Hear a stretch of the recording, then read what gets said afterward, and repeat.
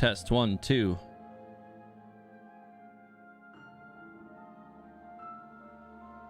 Okay, I think I got it now. Okay, I'm pretty sure I got it. All right. So,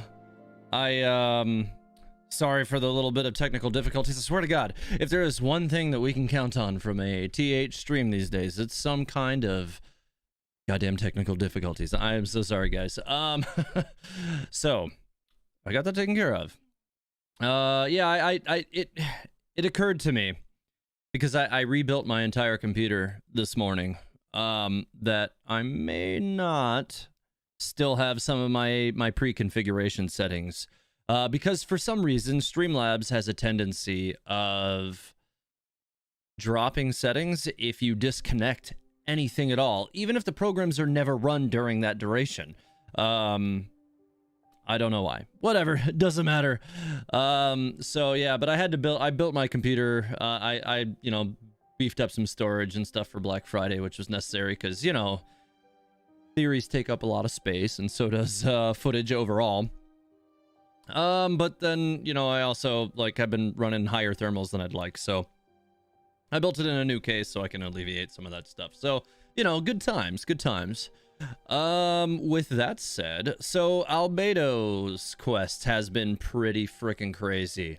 I'm sure I don't have to tell any of you guys that was absolutely ridiculous and that things were absolutely just crazy in the last two portions. So, after, the first section of it ended and we had that weird little scene where Albedo was talking seemingly to himself about what he would do if he were, the duplicate, basically. I started getting a lot of messages from people who are like, what's your take? Are you going to make a details video? I'm like, I'm pretty sure this is not over yet. And then a couple of days ago, yeah, we got one more part. And we learned so much more from that. Of course, Albedo told us it was a story, but even the Traveler was obviously thinking like, okay, we know that the Traveler's like, this is not a story. This was real. Subject 2 exists. So that's really, really interesting. So I'm definitely going to be getting into that big time in my next details video. That's something I'm going to be working on all week this week. I'm also going to be working on, pretty much for the rest of the month, a different lore project that's not theory related, but I'll announce. I actually might just go ahead and tell you guys later in the stream what I'm gonna do, because I just want to tell you guys. You're here, why not, right? But so yeah, we've discovered now that we have a second Albedo who's definitely floating around. He's technically older than the original, even though he was dead and resurrected by the remains of Durin somehow. A lot of people are calling him Susbedo. That's a name that I've heard getting thrown around a lot. But we know he's around, and so this is one of the things. And because I will go ahead and, ruin a reveal for my videos for those of you who are in my streams, because you're here in my streams and I appreciate that support. So with that said, they've been foreshadowing this for a little while in subtle ways that we probably, we had no context to notice further back. But if you go back and you watch Albedo's original release trailer, they did something very similar to what they did in the Raiden Shogun's release trailer. In the Raiden Shogun's release trailer, they have a couple of little shots where she's back to back with herself, but one's kind of in a faded out or black and white duplicate. Which when they released the character initially, before the story, or before that point, we didn't have context to understand that she was a duplicate. This was not, well, she's not a duplicate, but the Raiden Shogun is a puppet, and there's actually technically two that look exactly the same. So we didn't have the context to realize that's what we were looking at the time. And later we learned that that was what the case was. But in the Albedo trailer, there's just a quarter-second little cut, and it says from Chalk Comes Life or something. I can't remember what it says on the screen. but there's two opposing faced albedos, one facing either direction, one in color and one in black and white. This was over a year ago. They foreshadowed the existence of the second shadowy subject 2. So that's obviously going to be a point that I'm going to be covering in my next Details You Might Have Missed video, because they have been foreshadowing this for a little while. So that was really, really interesting. Like, as soon as they confirmed that there was a second one and he's been wandering around for a little while, I was like, oh, wow, they definitely... Because as soon as we had the context for it, for A, I've been thinking for a while, like, I think that they did this with Albedo as well, because he's another character where they had this quick little flash to a back-to-back character who is the same character but in black and white or faded out or on some level, and there it is. We now know that there are two. And then of course at the end of the quest line, at the at the end of the quest line we had the cruel little prank that he did where he hides the neck star, and then he also he just pretended like he might be subject to Suspedo. So like that was mean. He also, I swear his eyes looked brighter, at least for a part. So it kind of creates this impossibility of predicting which Albedo we're dealing with now, because they've already established the fact that real Albedo can remove it, and real Albedo said that he thinks subject 2 can remove it at will, or did remove it because he wanted to be more perfect. So now we have this complication in trying to continue to realize which one's the real one and which one's the secondary. We're like, it's really complicated the way they're going with this. You are right on the creating Outlanders, because all Outlanders travelers are synthetic. Yeah, so I mean, we've also got this interesting thing where, you know, in the quest line, they talked about this concept of what the Pontil mark or Pontil mark, and we've seen another synthetic human, several other synthetic humans actually, who have Pontil marks. Catherine has the keyhole on the back of her neck. The Raiden Shogun has the little like 3-pronged electro thing that I can't remember the word that it is right now, because I've got too many things flying around in my head right now. But she's got one on the back of her neck.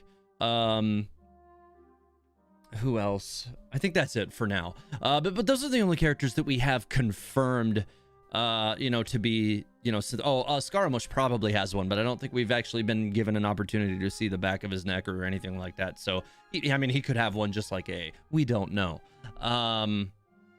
Joel's father, sus. Yeah, so that's another really interesting point.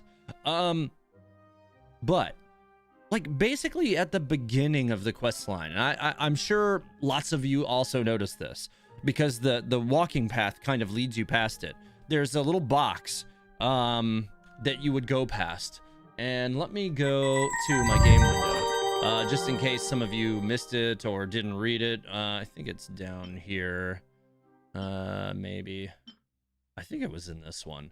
But there was a little box on the side of the road, and it looked like it was written by possibly Joel's father. And as soon as I saw it, I was thinking this has to be that, right? It had to be him. Oh god, I can't find. Is it this? Maybe it was this. I think it was this. Yeah, it was this. So like, right at the beginning of the quest, you find this letter that said, "I am immensely grateful to whoever left this food here. I'm famished, fatigued, and all out of supplies. Without this food, there is no way that I would have been able to keep going. I will continue my descent down the mountain now. It shouldn't be much further to the camp. Lesson learned: in the future, prepare for each and every conceivable eventuality before thinking about setting foot on the mountain." So this happened like right at the beginning, and I was thinking, well, that really sounds like it's got to be Joel's father, right? So this was a little moment of foreshadowing that he would be returning. And this is the one little piece of evidence that I would tend to think that suggests that it is actually him, but it is slightly suspicious even still. Like, this makes it sound like it's him, but it could also be like a red herring kind of thing, right? Like, they could have left this here, but at some point between him leaving that and reaching Joel again, he was replaced. So this is like, for those of you who are into, like, you know, the Marvel universe and stuff like that, like, scrolls everywhere.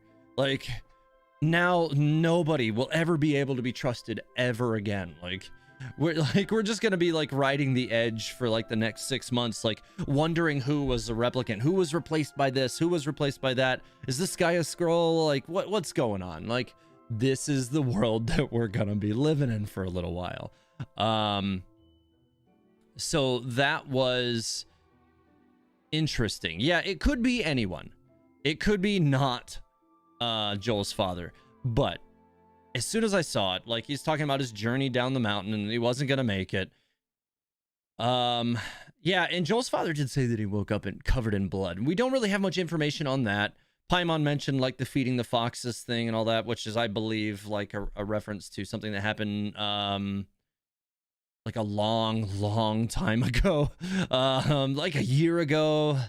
Like, there were lots of little things that kind of foreshadowed that, like, ideas that, yeah, he's definitely dead, and now he's back. And he did I think the thing that is the most suspicious that he might be a replicant, you know, like a replicated synthetic. I mean, at this point, it seems like it would have to be a Whopper flower, right? Like, that's what level of alchemy it seems like Susbedo Subject 2 is working on right now. But if that is the case, like, if he's creating synthetic Whopper flower humans and he created one for Joel's father, to what end, right? Like, is he just gonna go back to Mondstadt and spy on everybody? Is he another pair of eyes for Susbedo?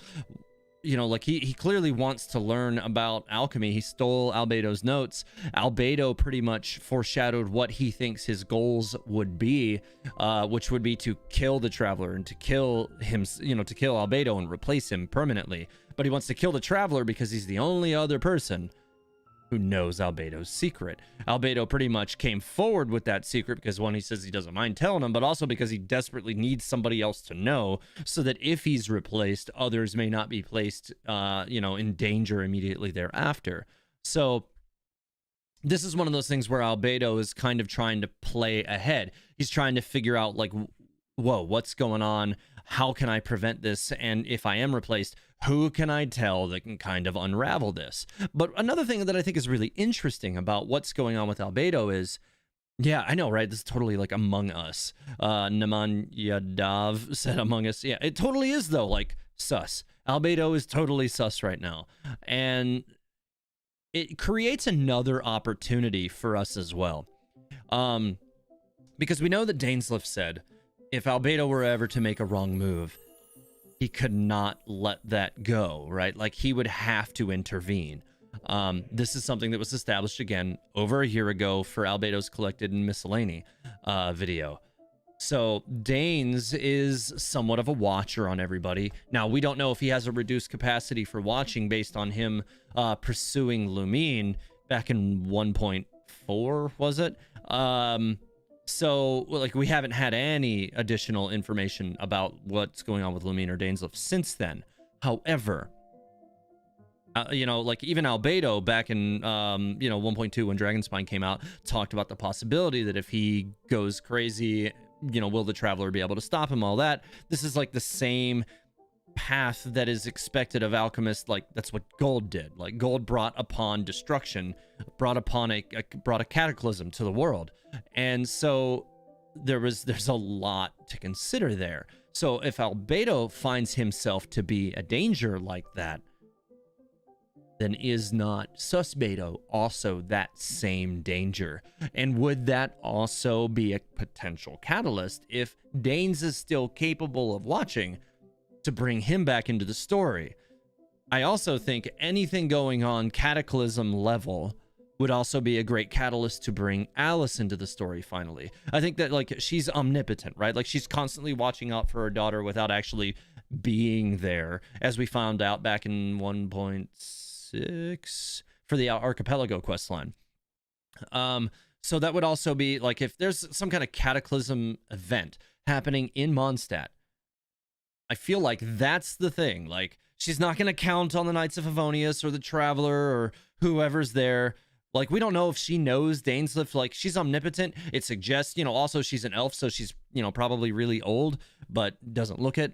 Kind of same similar, you know, situation as like Albedo, who is also, you know, way older than he seems, or at least several hundred years old. She may know Dainsleif. She may not want him there. Like, we like, there could be an antagonistic relationship there. Like, we could be encountering other characters who are deep lore characters right now that know of Dainsleif, know what his role is. He's got this title, the Bowkeeper, that was established a long time ago now, that we've never really harvested any information on. So obviously Bowkeeper, you know, like, kind of is, you know, implying maybe a relationship to the ley lines, probably. But to what end, we don't really know right now. So, you know, this could really go any number of different ways, but I think now, with, you know, Subject 2 in play, instead of expecting to see Albedo turn, we could end up seeing Subject 2 turn. And that's, you know, Albedo's then, you know, placed in a position where he's, you know, fighting against kind of himself.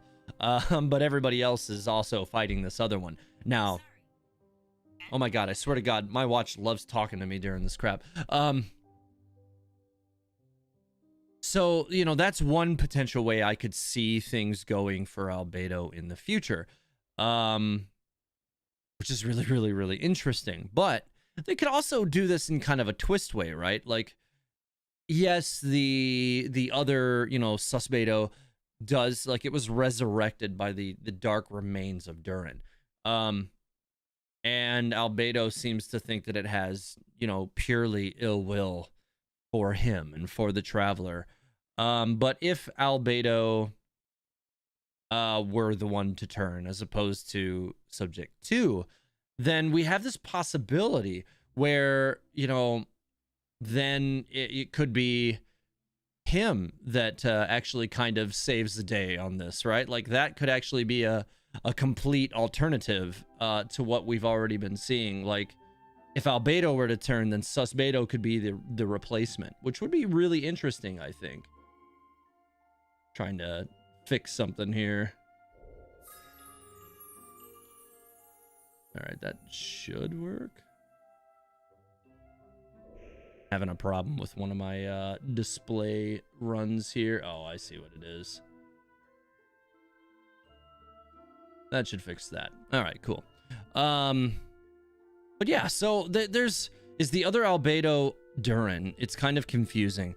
So I don't want to say that the other Albedo is Durin, but it was resurrected, you know, from its Heizo. It was resurrected from its remnants. So, you know, there's definitely that layer of complication to it where, you know, this thing could actually have the consciousness of Durin. And if you go and you look at, say, the description, now, those of you who have not, oh God, my Genshin Impact just crashed. Are you kidding me? Oh God, like, Genshin Impact just crashed. Are you kidding me? Oh God, like, Genshin Impact just crashed. Are you? Okay, I had to pause that because for some reason that started playing randomly. Anyways, so, oh God, the description of the Festering Desire. For those of you who were not playing during 1.2, you would not have the Festering Desire. You may not know the content that's kind of hidden with those items. But those, I want to say it was the description of Festering Desire and the other weapons that came out around that time. Some of them have, like, internal monologue for Durin, which kind of paints it as a sympathetic individual. And I do think that they are also kind of painting that same sympathy for the Albedo clone, or, you know, Susbedo, because you know, they had these little moments where, like, it was contemplating, you know, like, basically, like, mortality and humanity and what all that stuff means, which I thought was pretty interesting. Okay, so let's see. A creepy sword, or a creepy straight sword that almost seems to yearn for life, which is a description that already kind of matches what is going on with subject 2, right? Like, it's yearning for humanity. It wants to be human, and it's not. And it's jealous that Albedo kind of has that. It drips with a shriveling venom that could even corrupt a mighty dragon. So that's, you know, again, remnant of, you know, the whole Durin aspect as well. And then the text for this is a story from long ago. Unborn life, unfulfilled wishes, tragic dreams at the edge of the universal darkness that could never come true. Indwell my body and descend unto this world. So this idea of indwell my body is interesting. Like, did this dragon eat subject 2? Like, they talked about him being in the belly of the dragon. So did the dragon eat subject 2, and that's what caused it to turn dark? Is that what started that whole thing? And did, like, they become somewhat intertwined after that? Like, we really don't know. Then my lovely children, like rainwater, flowing into creeks and plants growing towards the sun, go unto a lovely place and display your own beauty there with pride. This is a memory that a child named Durin had of his mother. So this also could be words spoken by Rhine-Daughter then, based on this information here. And it also says my lovely children, which kind of suggests that both Albedo and Durin were created at the same time, or at the very least, like, this was an interaction that they were given at the same time. Thank you, mother, thank you. You gave me wings to soar in a mighty form. Mother, I wish to go to the land of lovely songs. I will tell them about you, mother, and about everyone else. I shall tell them that the place where I was born is beautiful. Which is, so this to me still comes off as the thoughts of Durin at this point, because that's what a lot of this is. It says this is a memory, so I think this is supposed to be coming from the point of view of Durin, and I do believe that the land of lovely songs, I think, would be Mondstadt, because that's where he went. Yeah, subject 2 has no feelings. That's why Rhine-Daughter disposed of it. Which is interesting. As a like, if that is the case, if the lack of feelings is the reason why Rhine-Daughter disposed of it, is that not really an interesting contrast to Scaramouche, who was not discarded, but was rather left to live because he had feelings and then was denied them by the removal of the gnosis? Like, how, that's super deep. Like, that's just one of those things, like, these synthetic human ideas that they're bringing into play right now are really, really, really interesting. So I'm going to put the definition for the next few items on screen, or not the definition, but the description. But that was for those who, like I said, aren't aware. It's from the Festering Desire Blade. You can check out that information on the Genshin Impact wiki. It should, you know, still be pretty easily available. That's the wrong weapon. Actually, I don't know that I've actually looked at the description of this one, which, wait, no, I definitely did. I'm thinking like a million miles a minute right now, because the Albedo quest was insanity. But yeah, so it was from this. It was from the Festering Desire, which was the 1.2 event weapon. I was always kind of hoping this weapon was going to come back, but it doesn't seem like that's ever going to happen. But that's fine, because the new weapon completely invalidates it, at least for Albedo anyway, so it kind of doesn't matter.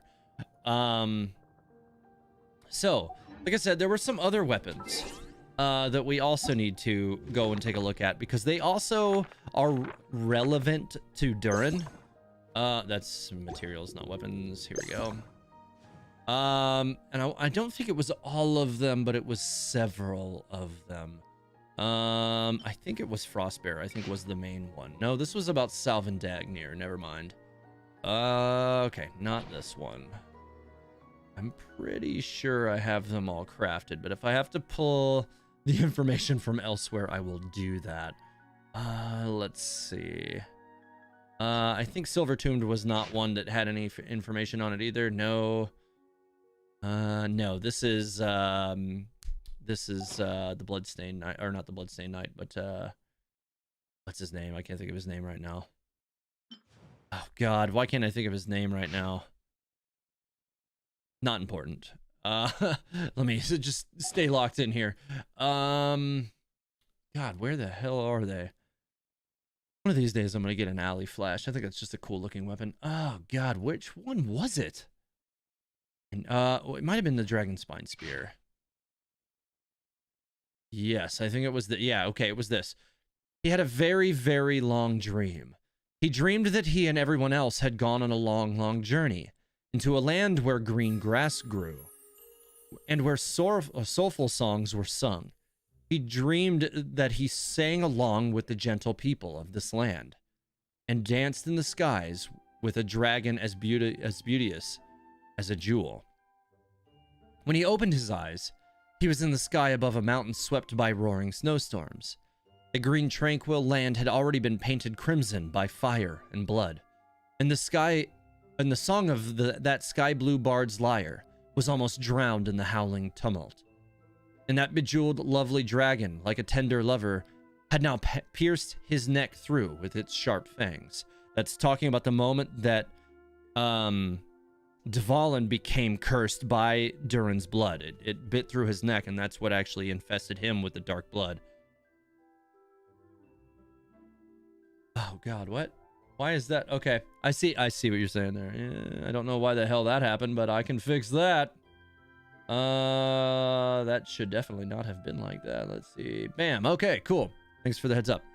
Oh my God, I don't even know why that was out of order. That doesn't really make sense. Anyways, farewell, mother. My journey is ended.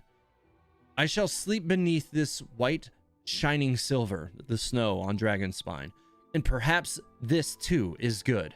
Farewell, O lovely bard, Venti, and farewell, O lovely dragon. That's Dvalin. Would that we had met in a different time and place, to meet, to sing, and dance together. So he thought most sincerely as he lay dying. Like, you can see in the mind of Durin, he did not have evil in him. And this is one of those things where I'm wondering if, like, Subject 2 and Durin's, like, consciousness is, like, if their consciousness is somewhat intertwined, right? Like, once they, you know, he was in the belly and then resurrected later, like, if there's some kind of union there. Because the second Albedo seems very curious, or at the very least, the Whopper Flower clones created from it were. So, like, you know, there's some interesting contrasts there. Last lines. Now then, this great blessing that pulses through my veins, blessing being the dark blood, and the lovely sight of the dark universe that gave me birth, they are now yours to inherit. So that's I believe what that is it's like a line saying that, like, you know, the dark blood seeped into Dragonspine,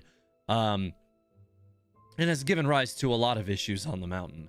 And it also could be, you know, additionally a reference to, you know, Dvalin being corrupted by him as well. So that's pretty much what we have as canon explanations for it. I want to say Cinnabar Spindle did have some information about it as well. I already read these. Why are those still tagged as new? I don't know why some of these weapons are still tagging as new. All right. Let's see. Cinnabar Spindle. Also interesting to note that the like the Cinnabar Spindle and the Festering Desire both kind of have descriptions that kind of are inverse of each other, which is really cool. It says a sword made from materials that do not belong in this world. The power within might even be able to withstand the corruption of a venom that could corrode a mighty dragon. And then with this one, like I read before, a creepy straight sword that almost seems to yearn for life. It drips with a shriveling venom that could even corrupt a mighty dragon. So it has like the cleansing effect inversion of that. So I'm really curious if they're going to give us any information about where Albedo got the Cinnabar Spindle, how this came about. Is it something that he created, probably using the sediment from the like alchemy jar in the previous quest line during 1.2? More than likely.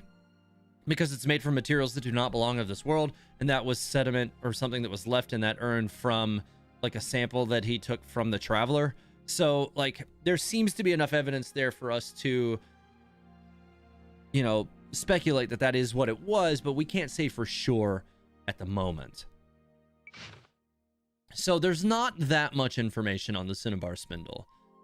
Separate the dust in the flames with joy, and extract the exquisite from the crude. For all in the universe comes from a single source, and all things may be derived from a single thought. You must pursue that which your elder brother, the one-horned white horse, could not accomplish. Reach the far side of philosophy and create a new destiny for myself and your brothers. So this is where it gets really, really complicated. Because we don't know for sure what this is talking about, right? Like, this seems to be like there's more even than just subject. Oh my God, watch, could you stop talking to me? My watch is talking to me all of a sudden again. So this almost makes me think like it's talking from the point of view of Rhine-Daughter or Gold, because we now know they're the same person, which we had thought for a long time anyways, but now it's confirmed. But it sounds like it's coming from the point of view of Rhine-Daughter or Gold. Now, if that is the description from that character, for one, it makes other implications, like maybe Albedo did not simply make this sword from the remnants of the traveler in the, you know, the sediment in the jar, but it could have been, you know, something that was left to him that we're only just now seeing. But we can't say that for sure. But this seems to suggest that it may have more relevance to Rhine-Daughter, which I think is, you know, an interesting contrast to that as well. So, you know, the important thing about this is that it's saying you must pursue that which your elder brother, the one-horned white horse, could not accomplish. So who is the one-horned white horse that could not accomplish something? You know, like, is this metaphorical? And then it also says, create a new destiny for myself and your brothers. This sounds like there's even more synthetic humans. Do they all look like Albedo? Is that really what's going on? Is there subjects 3, subjects 4? Like, is that what's going on? Or are some of these other synthetic beings not, you know, Albedo shaped? Or is their container not similar to Albedo? We don't know right now. But this definitely paints an image that there could be more. Is it possible that Dane himself is of Gold's creation? I don't think so. He's, so far as we know, not synthetic, and he does have the curse of immortality. So, and Lumine seemed to say that he was a royal guard of Conria. So I would not tend to think that he was synthetic. But who knows anymore? Cinnabar Spindle, hit points towards the blade. Hilt points towards the blade, while the Festering Desire hit points away from it. I think it adds more to that inverse design to them. Oh.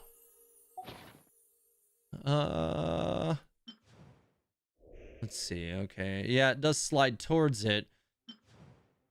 I don't know. I'm trying to... Maybe you're talking about the guard.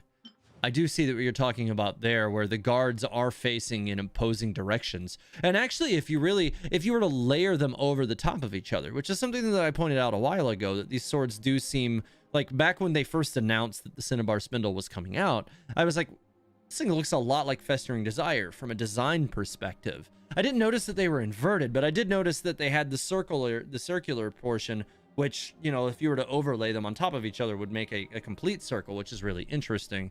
So yeah, like, man, they are weaving a dense tapestry with this sword, and with everything that's going on with Subject 2.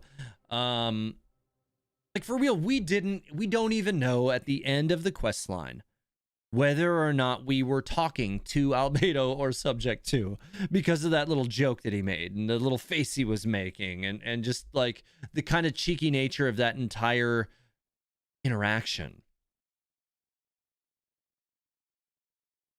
That whole situation was a little bit complicated. All right, so I think I've pretty much worked through all my immediate thoughts on that. So I'm going to get into looking at the chat. So if you guys have any thoughts on it, I'd love to hear about it in the chat. And I'm going to try to address any questions or comments that you guys have on that for a little bit here before I actually get into some gameplay elements a little later. Because I've just got some stuff that I need to catch up on. I've been so busy today. I haven't had much to work on, or much to work on in the game, or time to work on in the game. I also made it. I've been working on the announcement that I put up today that Island XD and I are doing a collaboration with the creators of Genshin Tarot for a stream coming up this Saturday to play the Genshin Tarot game live using tabletop simulator, which is really cool. The game is super fun. The art is awesome. It's a fan-made project that will be releasing a physical game. I'll have links to the pre-orders and all that stuff that I'm going to follow up with here later this evening and all that as well. So let's get into the chat here, see what you guys think. Oh, this is mind-blowing. Too heavy for my brain to handle. Well, that's what you got me for, right? I feel like our Albedo wouldn't joke like that. I feel like our Albedo doesn't really have a discernible sense of humor. I mean, he kind of does, but like, I don't know, like the one joke we did get from Albedo, like there was that moment where I think he gave us the Festering Desire early on. And he was like, do you want to test it on me or something like that? And like, do you? And he had like this kind of like creepy evil face kind of thing. And like, even Paimon was like, yo, he can turn this on and off instantly. So it was like, okay, maybe he does have a little bit of a dark sense of humor. When you put it into that context, it does help to legitimize the possibility that, the Albedo that we had at the end was just our normal Albedo. But I do think that the writers wanted it to be intentionally ambiguous so that we wouldn't know for sure. And even the Traveler didn't really look sure. By the way, have you looked at the new boss drop from the Void Wolf? No, I haven't. And honestly, I don't even know that I've killed it yet. I don't think I actually have killed that yet.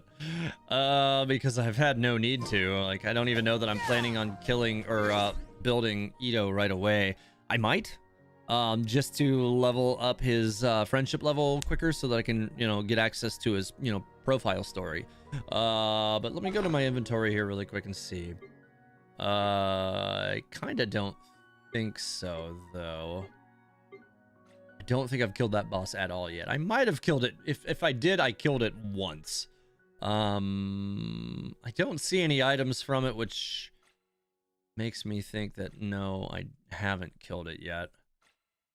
So, I mean, I got a lot of resin right now, so I can easily enough go do that here in a little bit. Are the Travelers children of gold? I really don't think so, no. I think the Travelers are definitely not, born of the same thing. But what I will say is that I do believe, Audrey, that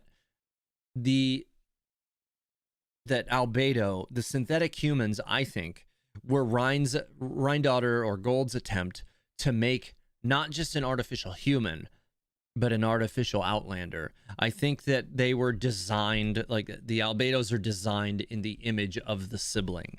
Whichever one, like was awake and wandering around in Tevat before waking up the one that we play as, they were clearly, that was a foreshadowing moment, like established to let us know that it's likely that the other Traveler had its own agenda and that it was living out before the cataclysm took place. And they only returned to wake up our character during the cataclysm so that they could escape. Like one of those moments like, okay, we went too far, we got to get out of here before this goes bad. Which also may lend to the reason why the Sustainer of Heavenly Principles telegraphed the moment, which gave away their intent, which is what allowed our character to get away in the first place. And it also could explain why they were split, 500 years apart. But I also have an entire other reason for why they were split 500 years apart. And there's some really interesting information, but I'm going to get into that as I possibly, definitely a whole theory, which I'll probably announce probably closer to the end of the month. Because I just don't know that I'm going to have time to work on it before that, what with the plans that I have coming up. One-horned white horse. What do you think this is?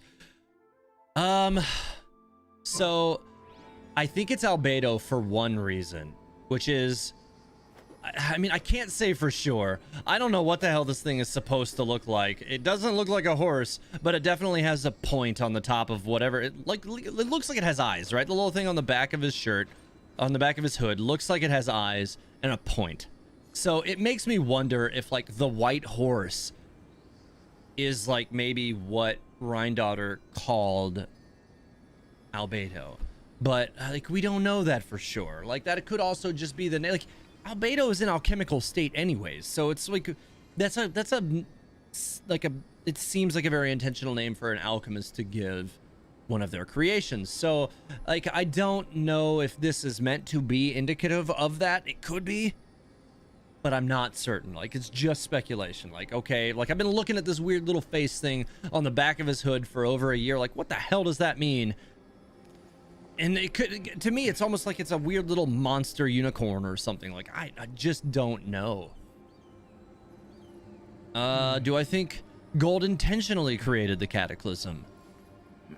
No, I don't. So here's one of the things is like I feel like alchemy can generate a unintentional period of insanity, potentially. Like this is the thing that even Albedo's afraid of. Like if he loses it and begins to create without his actual will involved. And I think that's what happened to Rhindaughter or Gold. He or she rather reached a point where, like the alchemy took over and all of a sudden all these dark creatures were being created and the army was formed. And at some point it clicked like, okay, we got to get out of here. Like this is probably why she's still alive today, although we don't know where she is. It's probably why that they're alive today. I really don't think that they had intended to do that. Like they just seem like they're probably a lot like Albedo, right? Like that Gold was Albedo's master for a long time. And like Albedo's not a bad person. And like his impression of his master is that they were a little harsh, but not necessarily. That was the loudest thing ever. I'm gonna have to adjust that. Have I read Riftborn Regalia description, Princess Peach? Maybe. I'd have to go and look at it again. But yeah, anyways, Riftborn Regalia. I'll look it up. I'll look it up after I finish my point that I'm talking about. Yeah, I'm guessing it's related to this possibly. But yeah, I'll make sure to look it up here in a minute. But so Rhindaughter, to finish the point, I really don't think Rhindaughter was involved in like, at least not willfully involved in the destruction, or the bringing about of the cataclysm. But we really don't know for sure. Like I said, Albedo's accounts of Rhindaughter is that she's kind of harsh, and she's kind of a harsh master. But we don't really know everything there is to know about that character. We only have Albedo's narrow window of this character. So there's, I'm sure, lots and lots and lots of details that have been left out. Riftborn Regalia, let's see. A broken horn that you obtained from defeating the Wolf Lord. Okay, so yeah, this is going back to the Wolf Lord, which I have not killed, so I need to do that. I'll kill it later this evening. That said, it should not have left anything behind after your hunt. Even a lord among rift wolves is nothing before monsters of a higher pedigree. Gold mass-produced these malformed wolf packs almost as if by accident, like shrunken drawings on discarded sheets of paper. and the horns on this represent its authority to command its dark brood to dissolve space itself. Okay. So it says that she mass-produced these packs almost as if by accident. That's really, really, really interesting. So it says almost as if by accident. What a view. I don't know what to make of How about that. a quick break so I can sketch this beautiful scenery? Yeah, I feel like I need to go sketch some scenery too there, Albedo, but for now I need you to shush. Yeah, I don't know what to make of that.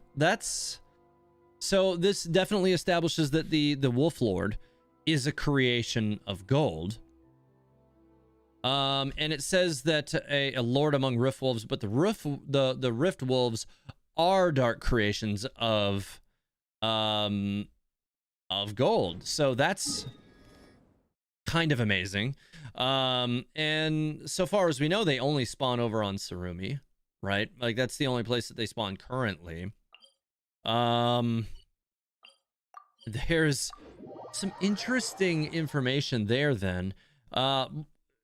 So like that makes me wonder if the erosion is like you know, like their idea of like the corruption concept. Like this is like the game mechanic version of that. It's hard to say for sure. Oh god, I totally just cratered a little bit. Yeah, so that's really interesting. All right, well, let me kill this. I wasn't trying to fight this thing right now, but you know what? I guess I will have no choice then. My Albedo is still very much a work in progress because the Husk of Octfield Dream set just will not drop for me at the moment. Where did that thing go? Come here. I was trying not to have to fight these things. I was hoping to stay far enough back to where they wouldn't engage with me, but they ended up getting involved anyways, so whatever, doesn't matter. Let me just heal up a little bit because Albedo's very near dead. Albedo has many siblings. It does seem that there could be more than just him and subject 2. Oh god, this guy over here. You can knock that off right away. There is no beg for mercy. Alright.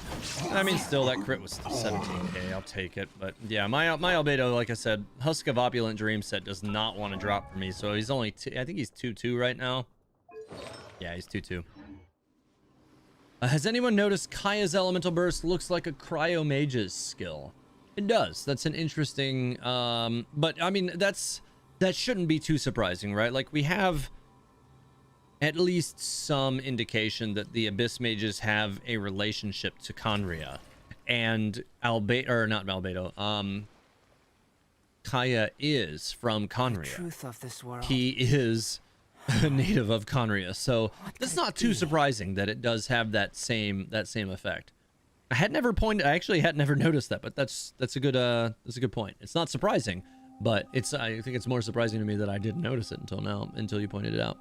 Aloy is like a background character. She has her own game, so I don't think she'll have much to do with Teyvat. I'm really hoping they're going to do something with her at some point. I really do. Especially, you know, since like our own main character is, you know, from another world, right? Like, it's not too unexpected for them to bring other Outlanders into the story.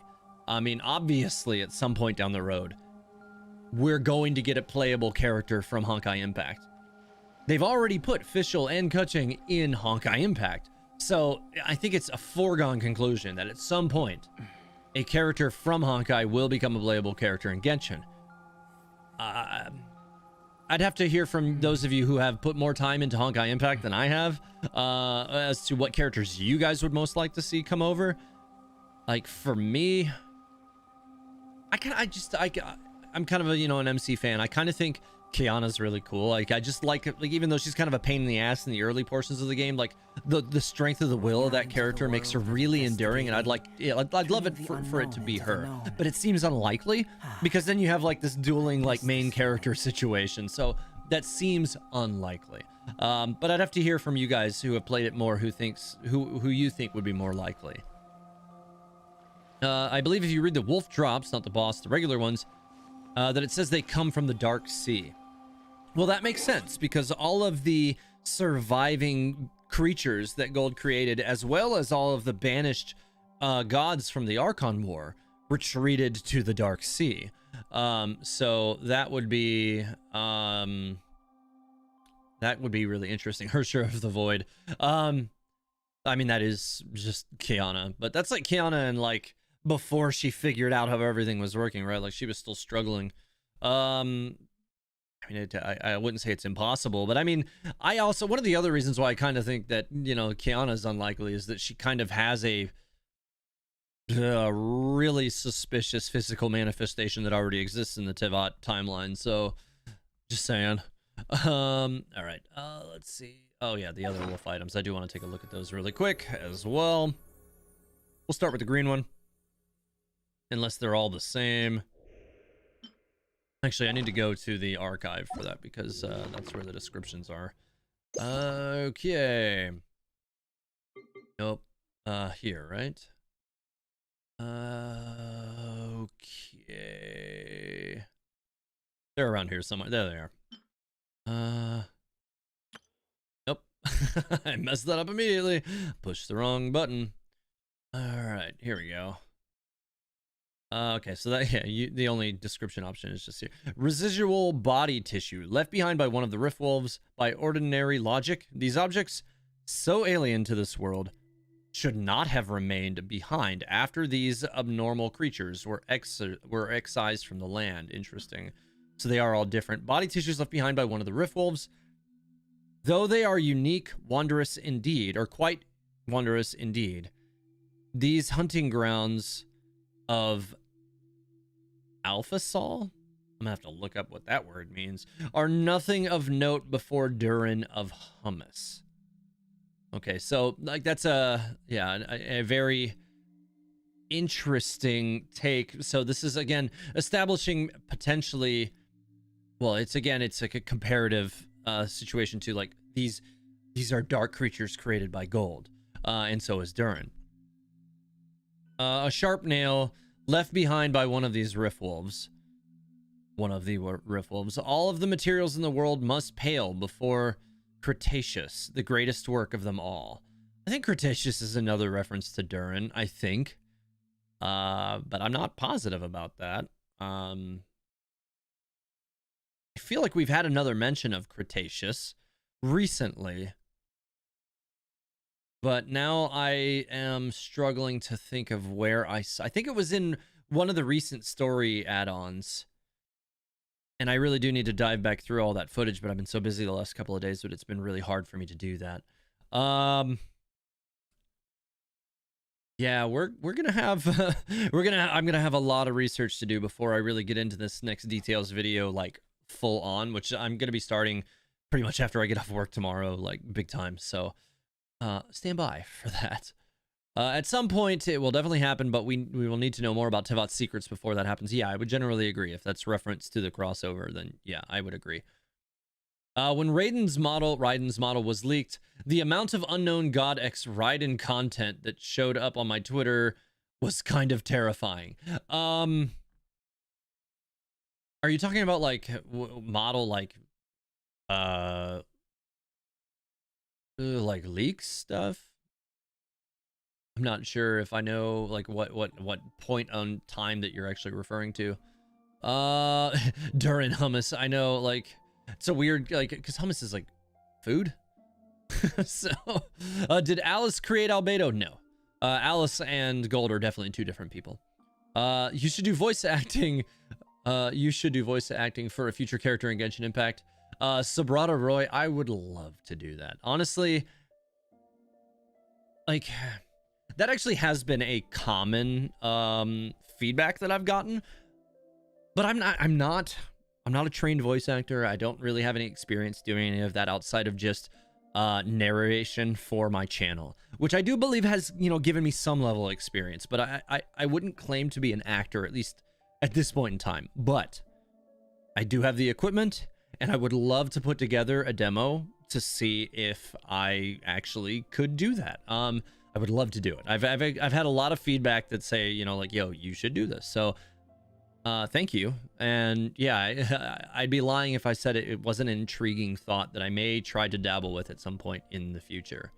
It's just, you know, a matter of, as a content creator, and I've been saying this a lot lately because it's true. I don't know if I've said it on stream a lot, but I am my own worst bottleneck. And I think that's true of every content creator. We, you know, like we have like these grand delusions of all these things that we want to do. And frequently we cannot necessarily meet our own expectations, our own goals, because there's so many things we want to do and you can only be so many places at once and there's only so many hours in the day. So it's just one of those things where, like, for now, I stay locked into my content because that's what's important, and continuing to build the channel and grow is the most important thing. So that's where I focus most of my efforts. But at some point, when I have the time, I'm going to make a demo. I'm definitely going to do it. Okay, back to the chat here. The thing is that Honkai has a lore reason as to why these things like fish going over there can happen. Genshin, as of now, is unclear. Yeah, I mean, the game's only been around a year, so yeah, there's definitely, you know, like 1 year versus, what, 4? There's definitely a giant disparity in the lore development from one game to the next, for at least for the time being. Genshin single dimension world right now. Honkai is multi-dimensional. Yeah, so I don't know if we can actually technically say that for sure, Alexia and James Turner, for one important reason, and that is that our MC character is from another world.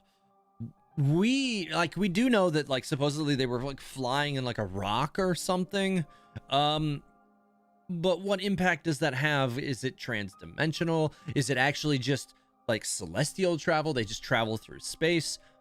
We don't know what kind of travel they do within that form. The forms, the rocks, the shooting stars. That's what they traveled in. That's why they took that form that we saw at the beginning of the game, right? Like they returned to those and they tried to leave. They didn't manage to leave. It's complicated for now.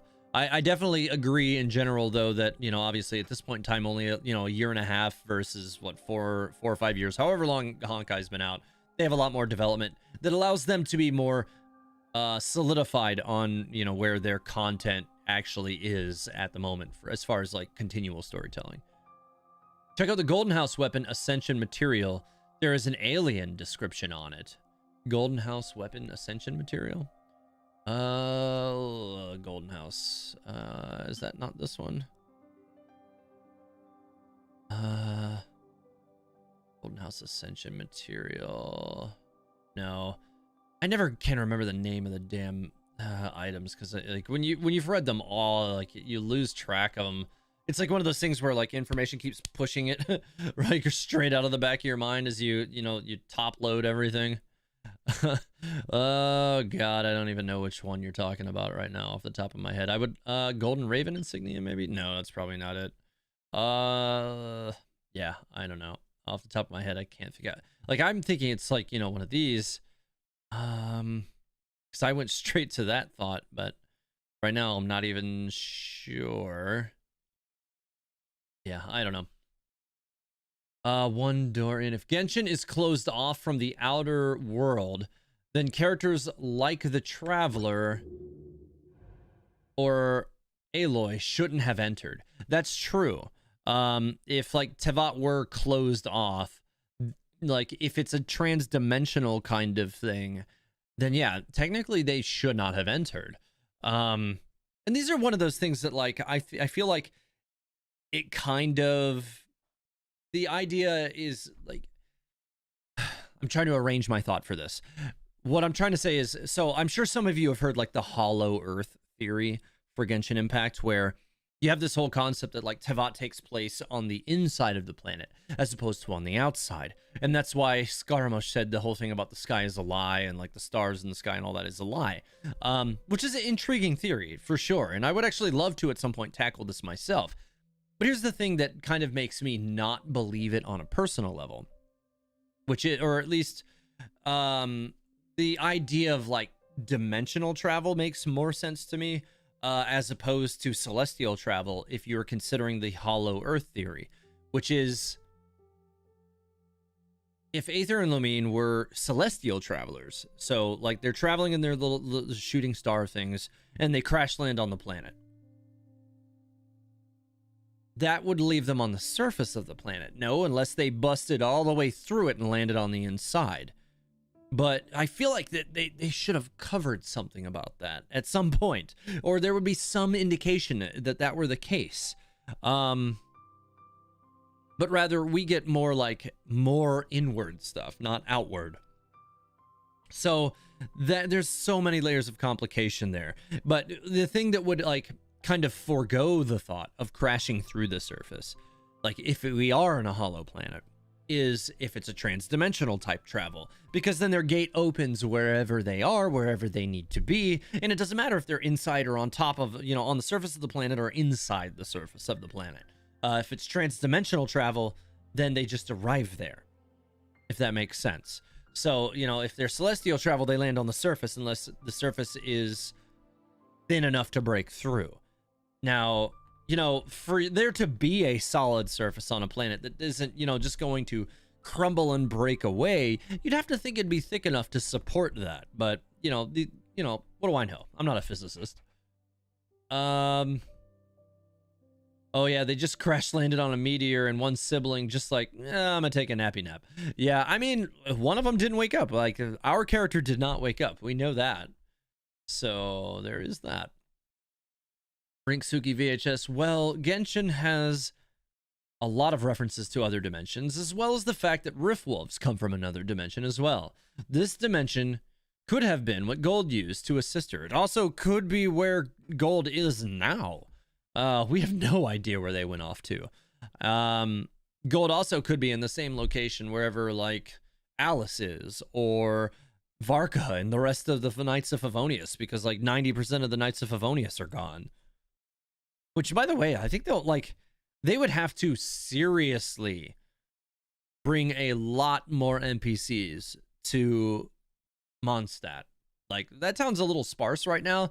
If like they were to canonically bring the Knights of Favonius back, I feel like they'd have to like quadruple the amount of knights you see around the town, or just the amount of NPCs around the town, right? Because not every knight is just going to be walking around in uniform all day long. So like, it gives us a canon opportunity for them to bring us a lot more NPCs, which I think is kind of an interesting thought.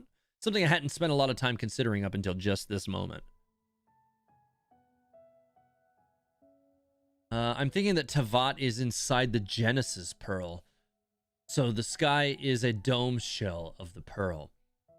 That's definitely an interesting thought as well.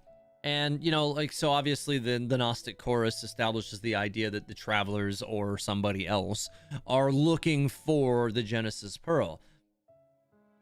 For the longest time, I thought there's no way that it could be the travelers, because they've not mentioned anything about this Genesis Pearl.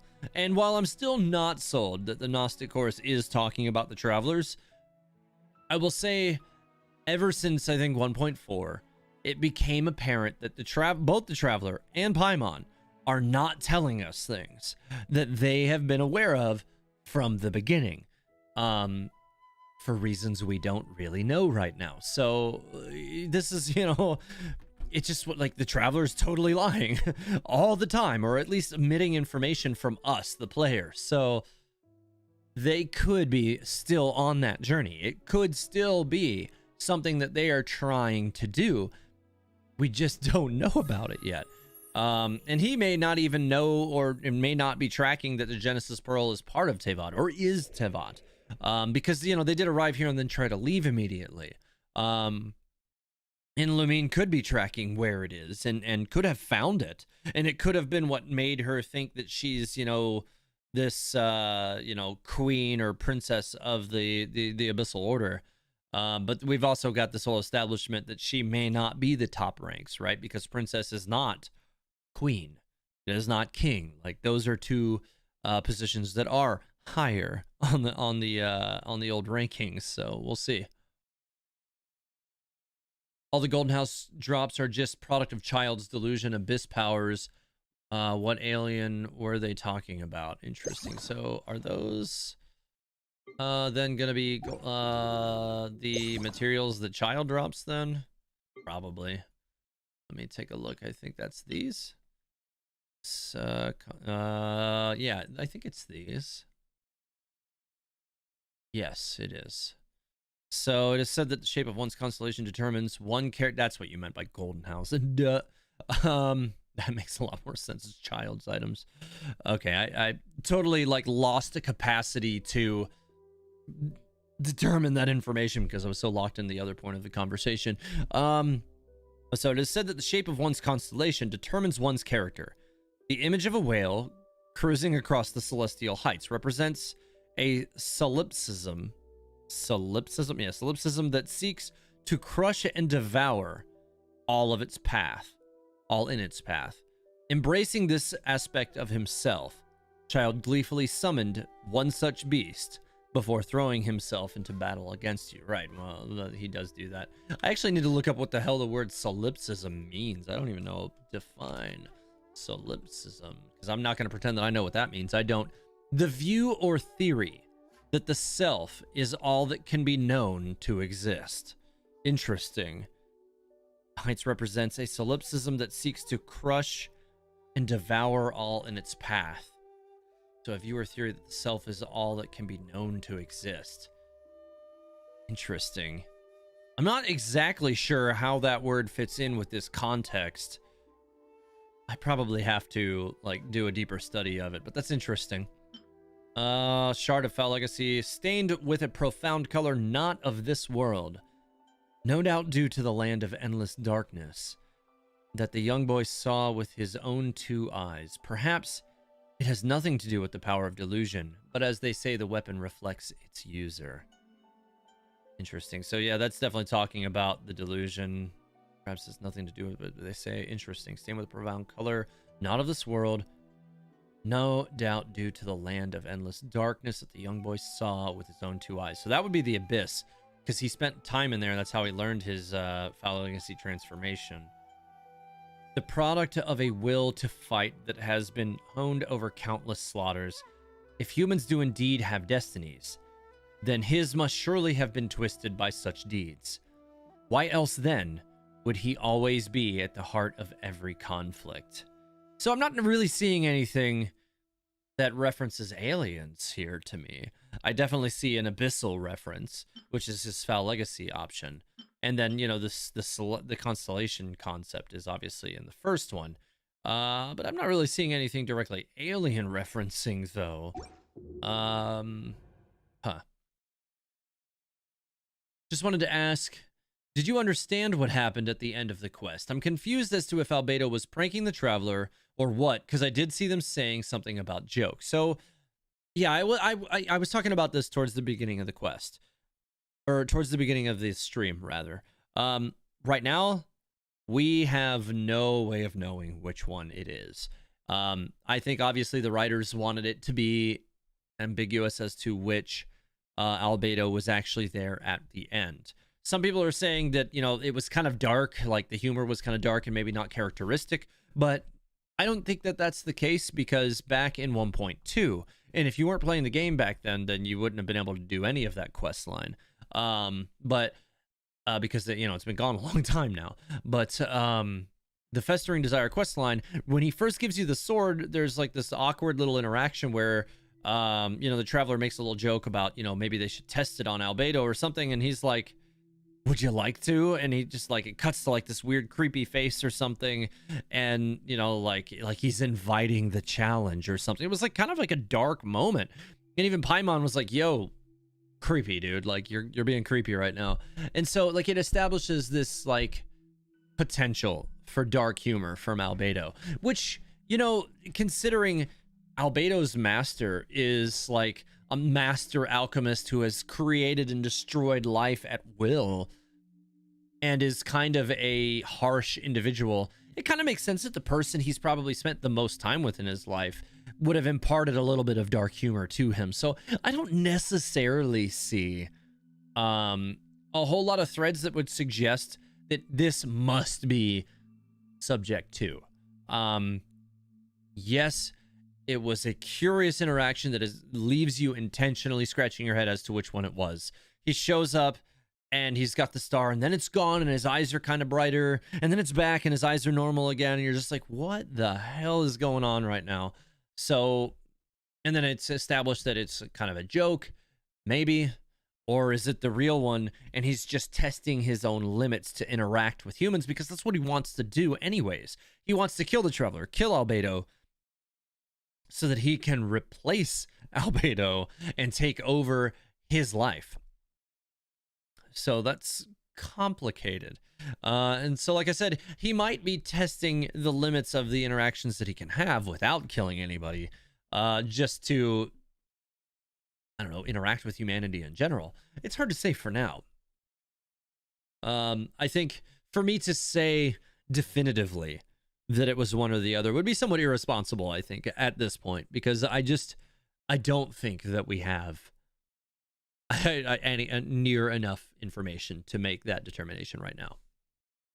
The last line of the Liyue Archon quest, we see the Fatui using a dimensional hole to come on board the Jade Chamber. So the Fatui has access to dimensional travel. So they definitely use some kind of a gate, right? Like, I don't know, like, we can't necessarily define that as dimensional travel, right? Because we also have this entire concept of waypoint.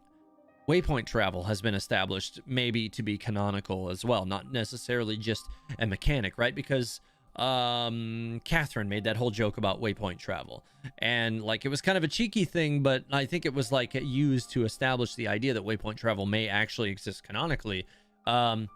So we don't, because like the screen just disappears and then everything reappears, we don't necessarily know what that is intended to be, you know, as far as what the Fatui did. But what I will say is that, you know, the Fatui's mode of travel looked suspiciously like something else that we've witnessed in game, which is that little portal right up there. When the portal opened up, it looked a lot like these. So, and I'll go ahead and go through it. And for those of you who have, you know, like either played through that scene recently or have, you know, have footage of it saved, or if you've looked at it recently, the portals look similar to this, maybe just a little bit darker.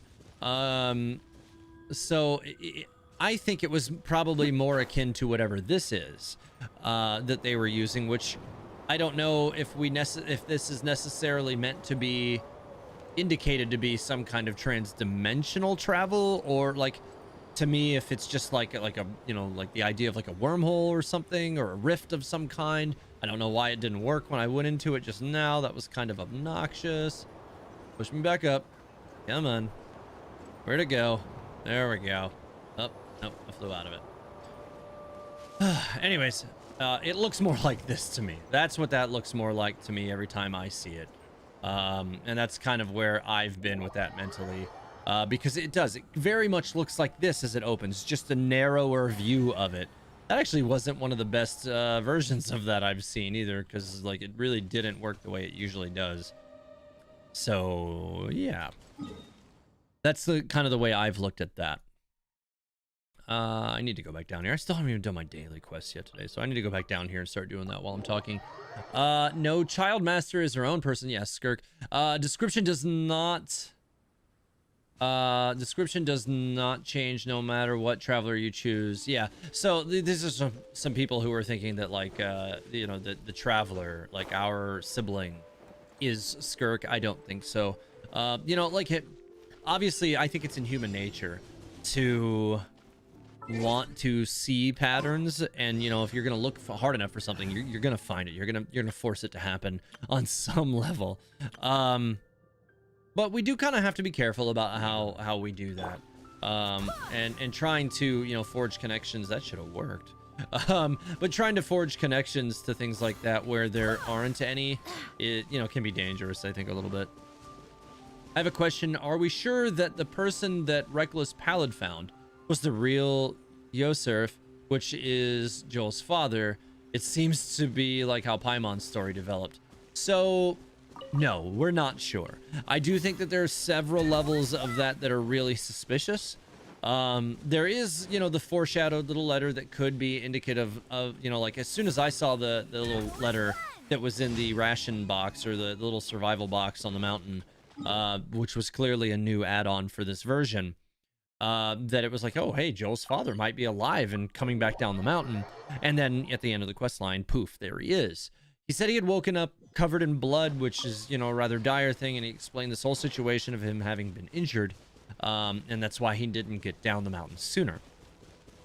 But he also says that he doesn't have good recollection of his memories except for his wife and his kid, which I find to be still really suspicious no matter what. And to say otherwise, I think is, you know, also another level of kind of irresponsible, right? Because it's definitely still suspicious, and I don't think any of us can say definitively that that is not or is actually Joel's father, because, you know, we have this whole idea of the Whopper flowers that exist now that mimic, and I mean, obviously that's established lore from even before this, but Let's get down to business.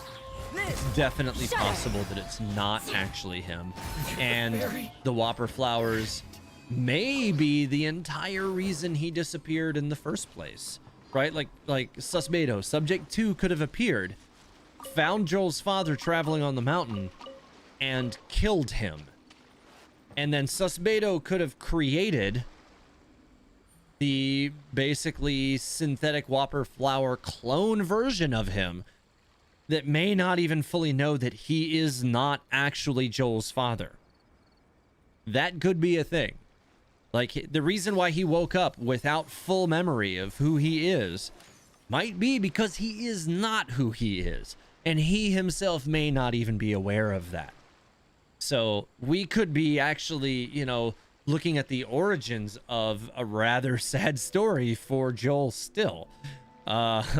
Where he finds out he was reunited with his father, but not really, because it's actually a plant. Now, they could go any way they want with it. I mean, they could literally have this thing living, you know, Yosef's or Joseph's life anyways, and he doesn't have any ill will and may not be controllable by Subject 2, or may not have any influence from it at all. So there's a couple of different ways they could go with this. I honestly rather, now that I'm really kind of working through these thoughts, I kind of think that might be the more interesting way to go. And I actually need to write that down so that I don't forget this line of reasoning, because it's something that I hadn't really explored until just now. So let's see. Reserve is plant, doesn't know it. Okay. But I think actually that is maybe one of the more interesting possibilities. And so we'll see. Like with everything else I've said tonight, most things that they establish in Genshin thus far answer one question and establish two or three more, which I think is really intriguing. It's one of the reasons why I love this game so much. But, you know, it doesn't leave us much in the area of definitive answers, you know, more often than not. So if you're looking for, you know, satisfying resolutions, sometimes it can be a little frustrating, but at the same time, not necessarily a bad thing. Like, I've definitely, you know, taken issue in the past with games that, you know, I've enjoyed the story of, and then they write themselves into a corner with something because they resolved too many of the plot threads and have to start entirely new ones that don't even seem like they're related to the ones that you were chasing down before. So it just, that just gets a little painful. And that's something I think that is really, really common in gacha games that Genshin doesn't have a problem with, which is really refreshing, I think, in its own right. So there's that. There's a similar story in Azuma where a Tanuki or whatever pretends to be someone's daughter and visits them for a while just to be human. Interesting. I feel like I maybe have read something about that, but I cannot. I don't know what it was on, though. Interesting. Joseph is infused with Durin's energy. Well, if he is a Whopper Flower clone created by Albedo, there may be that element of Durin's energy there. But as I was talking about earlier in the stream, something that, you know, we have to keep in mind is that even the internal monologue of Durin did not seem to have My lucky ill day. will on anybody. It didn't seem innately evil. It seemed like it, you know, it was maybe not even able to properly act of its own will. It just seemed like it wanted to know Dvalin. It wanted to sing with Dvalin. It wanted to interact with the people of Mondstadt. It didn't want to kill everybody. But that seemed to be what was happening. And it could be that, you know, Durin was even accidentally, like it has that one description that Gold was almost accidentally able to recreate the Rift Wolves. What if Durin had a similar capability, right? Like, what if Durin's entire essence, his entire form, was to serve as a container vessel that just coughed up more monsters everywhere? And it's not even what he was trying to do. And Dvalin, you know, is like, this dragon is like running around the city being big and getting into all this stuff, and it's spawning monsters everywhere, but it's not doing it intentionally. Obviously, they're going to think that, you know, this dragon who may not even be able to communicate and is spawning dark monsters that are infesting or eroding or corroding everything and killing people, like, this is going to be interpreted as an enemy. So they, you know, they eliminate that threat. So I don't necessarily think that just because Joseph may be a, you know, a synthetic Whopper Flower clone or something to that effect, that he is definitely going to be, you know, an evil entity. Because there are, like I said, there are aspects of Durin's personality which kind of establish him to be not evil. So that, you know, is definitely interesting to me. Hey, Historia, the rift that the Void Wolf King comes out from might be caused by the fact that the ley lines are messed up on Sarai. That's why Rift Wolves are there. Do you mean Sarumi? I think you mean Sarumi. Because Sarai is the one over here, and there aren't Rift Wolves over there. But yeah, I'm pretty sure that's what you meant. Yeah, so the ley lines are messed up there. There's all sorts of craziness there. I have a whole theory about what I want to do with that.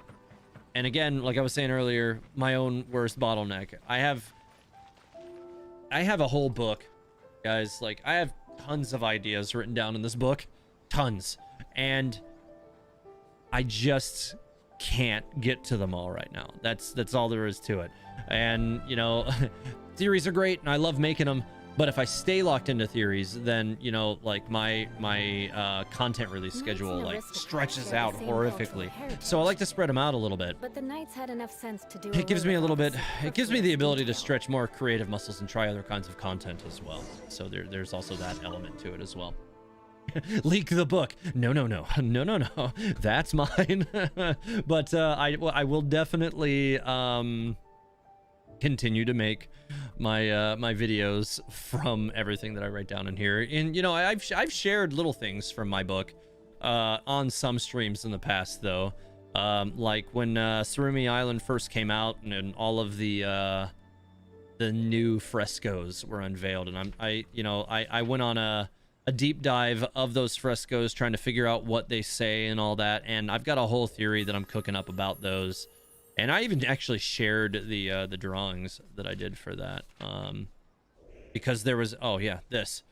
I'll just go ahead and show you, like, just a, you know, quick little thing. But yeah, there's a bunch of like little things. This is all like Latin translations from all of that. So let me just, yeah, there's a lot there. It's bright. You probably can't see all this that great, but yeah.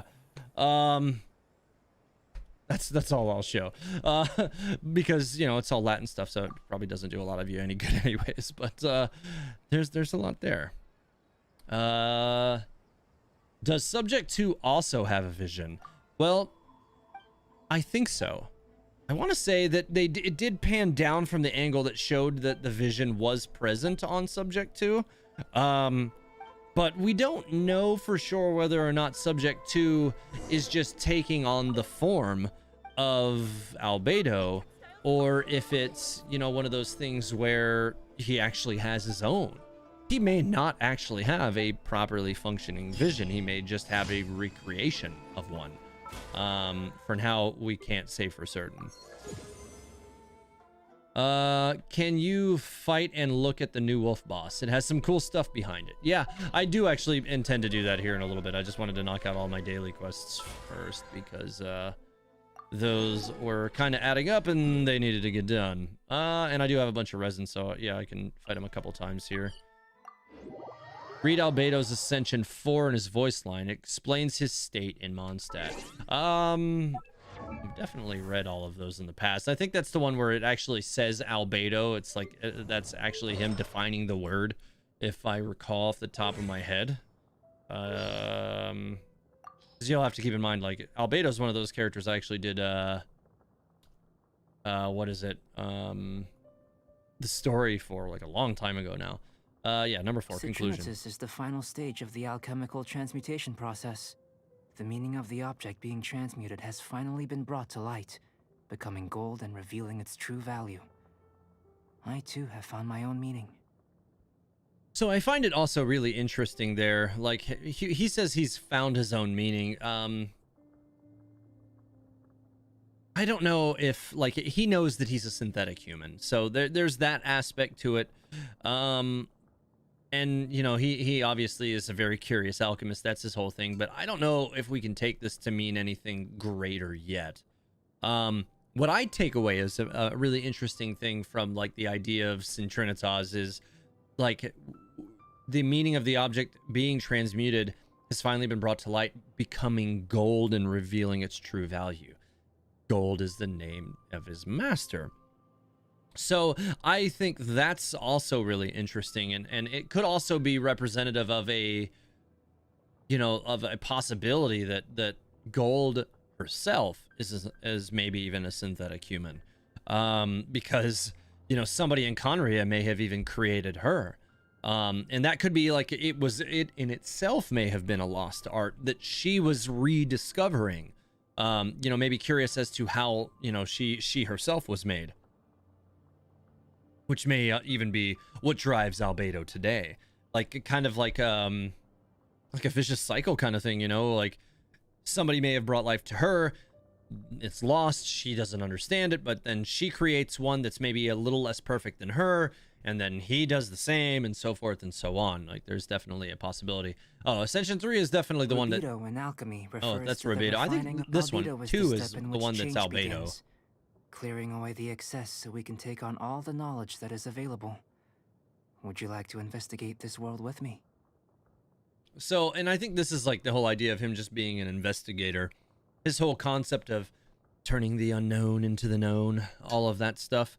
I think like Albedo is like the essence of the character's personality, right? Like he's a curious investigator, clearing away the excess so that we can take on the knowledge that is available. I think that like they made it his name because it's also like, you know, encapsulates his entire personality. The place the Rift Wolf King comes from looks sick. Okay.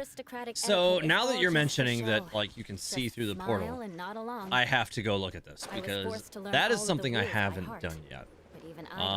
So let's do that. I feel like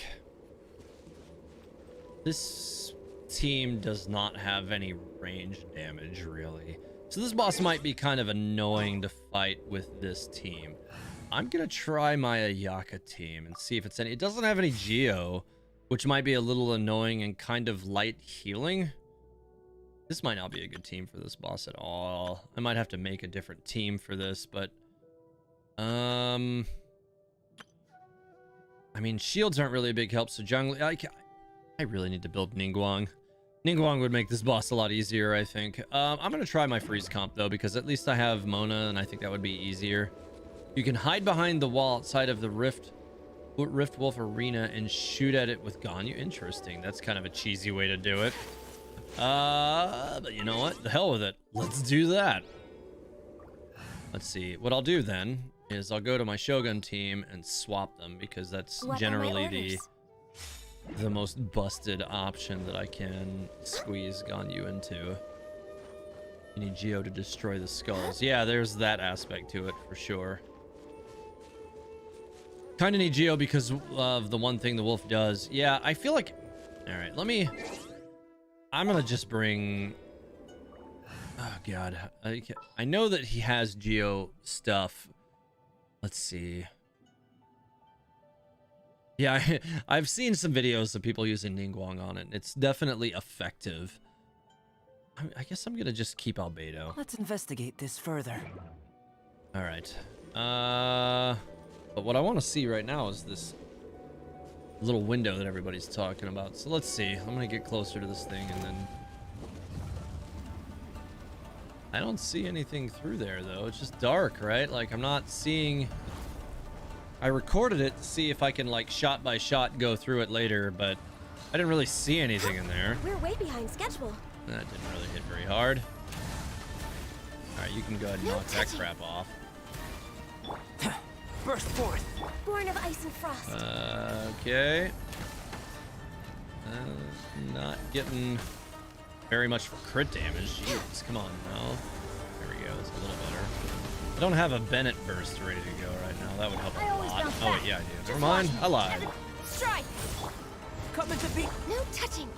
All right, don't go underground or something weird, please. Okay, that was a lot better. Okay, I think I'm gonna have the skulls now or something. Yeah, Next I on the can't do agenda. any damage to him right now because I need those things to. God, you can't get close to him. It's kind of Feel this obnoxious. ancient power. Okay, that's kind of annoying. Would you like please die? All right, I don't even know if Albedo's useful on this. There's the skull. Oh, come on now. Let me get this Bennett burst back. Oh crap, I'm gonna die. Benny's adventure team. I tried to swap I off have of him and it didn't work failed fast you. enough. Hang on, poor Bennett. Here, what I'll have to do is like all this corrosion crap or erosion stuff is eating everybody alive right now. Alright. Don't worry. I almost killed Bennett again. That almost was really bad slash dumb. Okay. Coming to be. Oh god, I put it too close to him.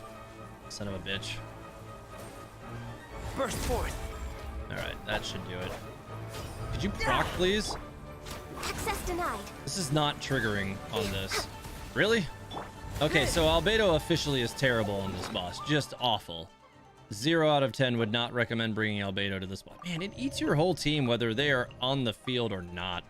You need a real healer in this fight because you just get screwed by this thing. Oh, God.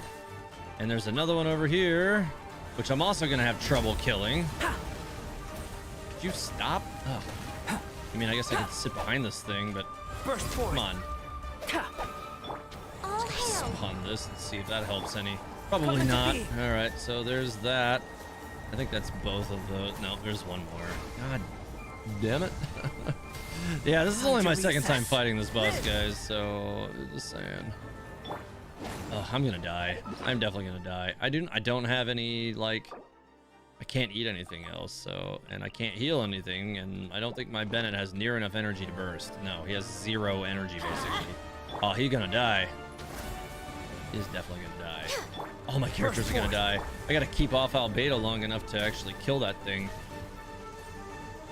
Oh god. Oh god, that was close. Alright, that's gone. That handled the last one. Survive, Bennett. Survive. Burst forth. That is really annoying. I wish Albedo's like Geo constructs would not just automatically disintegrate if you put them underneath an enemy, because that gets really annoying sometimes if you're not thinking about it. Oh, actually, I'm going to survive. Okay, cool, I survived. Now let me see if I can look through this thing while he's getting sucked into it. Nope. Okay. Well, I lived. It was really close, but I lived, so I'll take that. And I'll go ahead and claim that. That was definitely not a great one, but you know, I lived. Drop the gold gladiator. Okay. And then I did get one of these finally, so that's cool. 2 of them actually. Snake puppy is pretty, but that stupid corrosion, it's pretty rough, right? Like I feel like I could have gone in there with like one of my other teams and probably been a lot more effective. I think even my my Eula team would have been a lot better for that. Just with maybe take Albedo out and replace it with somebody else. I think that might have actually been a little bit better. Let me see something. Swap Shogun back into that. And then I'm gonna swap back to this team. And then also I need to get Albedo out of this team. He's not useful against that boss at all on any meaningful level. I mean, my Ningguang's not really prepared for anything, but I could, I don't think she has any, well, she has some equipment, but I don't think it's leveled equipment, is it? Let's see, 5, 20, yeah, most of it's unleveled. I've been meaning to actually put her at 70. I need to go farm that boss. But I'm thinking like the next random character I'm going to level is going to be Chongyun finally. It's way overdue, and I think I want to do something with, you know, an exorcist team. You know, I think that might be cool. Now that we know that Shenhei is an exorcist, I think Chong and Shenhei might be kind of a fun combo, so I'm going to try that. I'd say about a story mate, just use his E over and over. It's easy. I mean, that's pretty much what I did to get through that last time, but you can only use it once every 3 seconds, and meanwhile the erosion's just biting you the whole time, which is kind of obnoxious. It's not. Oh, that was not what I was trying to do. More speed. So right now I'm just plucking away at some hilly churls because they're here. Alright, and I can go back over to the boss now, because he should be up again. And I'll try it with this. This might go better, even though she's not really leveled up. Ningguang mains love this boss. I'm sure they do. I mean, why wouldn't you, right? $50 Shenhei is Chongyun's mom. I feel like that there's no way that can be true. Like, you just put me straight in Luke Skywalker meme. Like, that's not true. That's impossible. Like, oh god, please no. All right, so let's try this again, shall we? I got a better healer now. Attack speed buff, like all of my characters that do good damage. Even though I can't reach the damn thing by any reasonable amount. At the very least, like, I can cause electro damage to it with Ningguang, which is, you know, nice because of my Shogun. Even though she herself does 0 damage to this thing while it's floating over my head. It's nothing. Let's see if this will hit. Please hit. Yes, it did. Nice. Yeah, just get out of my face, man.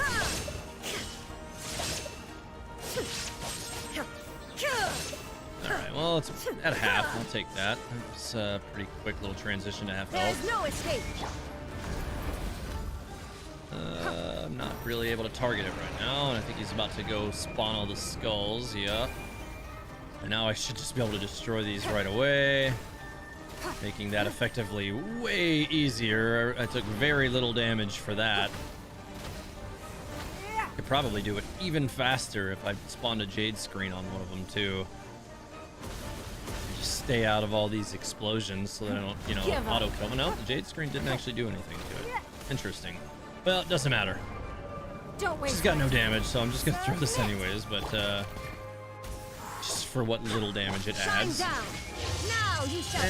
I'll go and just throw the Shogun burst. Why not? The Shogun eats everything. Yeah, that was a lot better than the last round. That worked much better. The corrosion doesn't really bother me much for some reason. I mean, in that fight, it didn't really do anything to me at all. Hey, I got a Geo bonus goblet. It doesn't really have any good substats, but I got one. Shenhei. I mean, I don't really know how we're going to be saying that character's names. It might be Shenhei or Shenhe or something like that. I don't know. I don't pretend to speak Chinese, so if I'm saying it wrong, type up a phonetic pronunciation guide, and I will try to say it that way. I just bring Sayu. My Sayu is not built, so I cannot do that. Let's see. Chongyun is Shenhei's sugar daddy. I'm more interested in Yunjin, but Shenhei is definitely like a fun character for lore connections she'll bring, for sure. I'm actually really interested in both of those characters. And and I'll be really interested in seeing like if those two characters have any synergy. I usually do like to build like new characters and use them in the same party together. That's actually something I really do enjoy doing. So we'll kind of see how that works out. It's like Shenhe. Is it? Okay, it might be Shenhe. Shenhe. Okay, I'll try that. Now, if I can remember it, hopefully I'll remember. Shenhe. Shenhe. I'll try to remember that. I use Ganyu's voice line to help me pronounce. Oh, that's a good idea.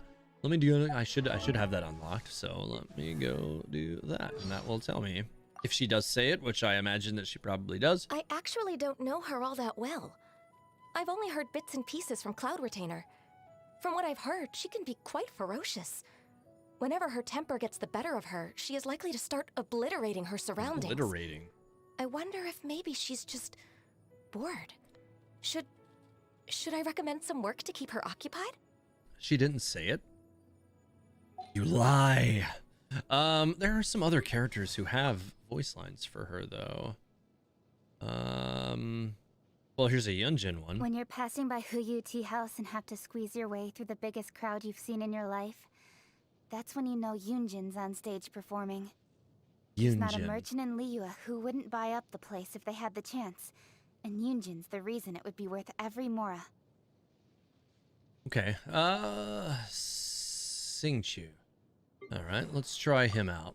I clicked off screen. Okay, here we go. I probably can't even listen to his because I've never leveled him. Yeah, he has one, but I haven't leveled his friendship levels because I've really never put him to use. I really do need to do that at some point. One of these days. So I can't use his. Rip. I think it may be Shenhe. Shenhe? Shenhe.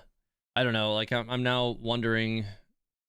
Pronounced kind of Shenhe. What? Shenhe? But that could be my few years of Chinese in primary school misleading me. Yeah, I don't know. She doesn't say Shenhe. I have no idea. I feel like my brain's gonna explode. Like, this is the biggest theory craft moment of the entire stream, you guys. How do you say her name? How do we say it? I don't know, but I need to know. This is the big moment. Let's see. Remember when they said Yanfei and Eula were supposed to be related in some way with each other? Whatever happened to that? Well, they're friends. So if you look at the story portions of Eula and Yanfei, there was once an incident where Yanfei was traveling with a convoy of some kind and it was attacked. And basically, she was like almost killed. And Eula showed up basically at the opportune time to save her, and they've been friends ever since. That's their relationship. Yuheng is you. Well, so you're talking about the role of Keqing, right? Is Yuheng, right? I do believe that's how that's said. Yuheng. But I don't know how to compare that to Shenhe or however you say her name. I think the reason for Shenhe being Chongyun's sibling would be the fact that they are both cryo, both exorcist, and they can both have sudden bursts of anger. I don't know. I mean, I feel like pretty much every cryo character in the game can have sudden bursts of anger, except for maybe like Chi-Chi. And Ganyu probably just swallows it. I don't know. Like so many of the cryo characters are kind of volatile. To be honest, if we understood Chinese, the lore crafters would be trying to figure out what her name means. I mean, there's also that. Eula seems to... I don't know. Eula seems to have a type which is young pyro... What? Oh, God. Anyways. Honestly, it's pronounced... Shene. Shene. Honestly believe it's pronounced that seems that would be really interesting if it were different like that. I don't know, we'll see. Check how she talks about her. All right, I'll check that out too. Why not? Let's go. Profile edit. It doesn't seem to be indicating it, but doesn't mean it's not there. Oh, it does have both. Yunjin always appears so graceful on formal occasions, but you'd be surprised how friendly she is in private. I made a bet with her once, and the loser had to sing lyrics of the winner's choice in their own singing style. My, I wish you could have heard her operatic version of the Hilly tune. The Hilly tune, huh? Hilly tune, I believe, is the song that, like, Hutao sings all the time. She is quite the fascinating individual. She's not saying her name. Completely different from anyone else I've encountered. Do you think if I started eating divine herbs and drinking the dew of the mountains every single day, I'd be able to look as pure and pristine as she does? Well, another one that never says it. God. Shenhe, copy the Chinese character in Google Translate. See, I have, like, if you're trying to use Google Translate as a means of, like, using, like, phonetical pronunciation, I have had that mislead me many times. So I've learned not to trust it. Soft Hu by Xingqiu. So it's Shenhe, or Shenhe. Is it kind of like soft Hu, Shenhe, like that maybe? Like Shenhe? I don't know. I can't figure it out. Well, we'll get it. That's all I can say about that for now, is that we will get it. I promise, guys. Well, we'll figure it out. We'll figure it out together. Speaking of Shenhe, so something that I've been thinking. What the hell was that sound? Hang on, guys. I think I have to investigate something. I'll be right back.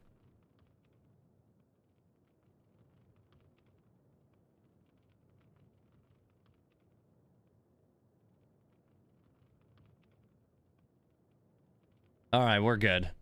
My wife's on it. We're good.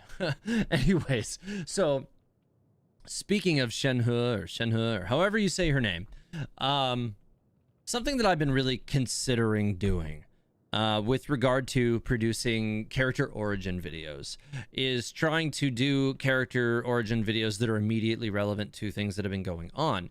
And I somehow continue to fall behind, like 4 to 6 weeks at minimum. And I'd like to stop falling behind and trying to get them done like within the period that their banner is still on. So if that's a thing that you guys are really interested in, let me know in the chat.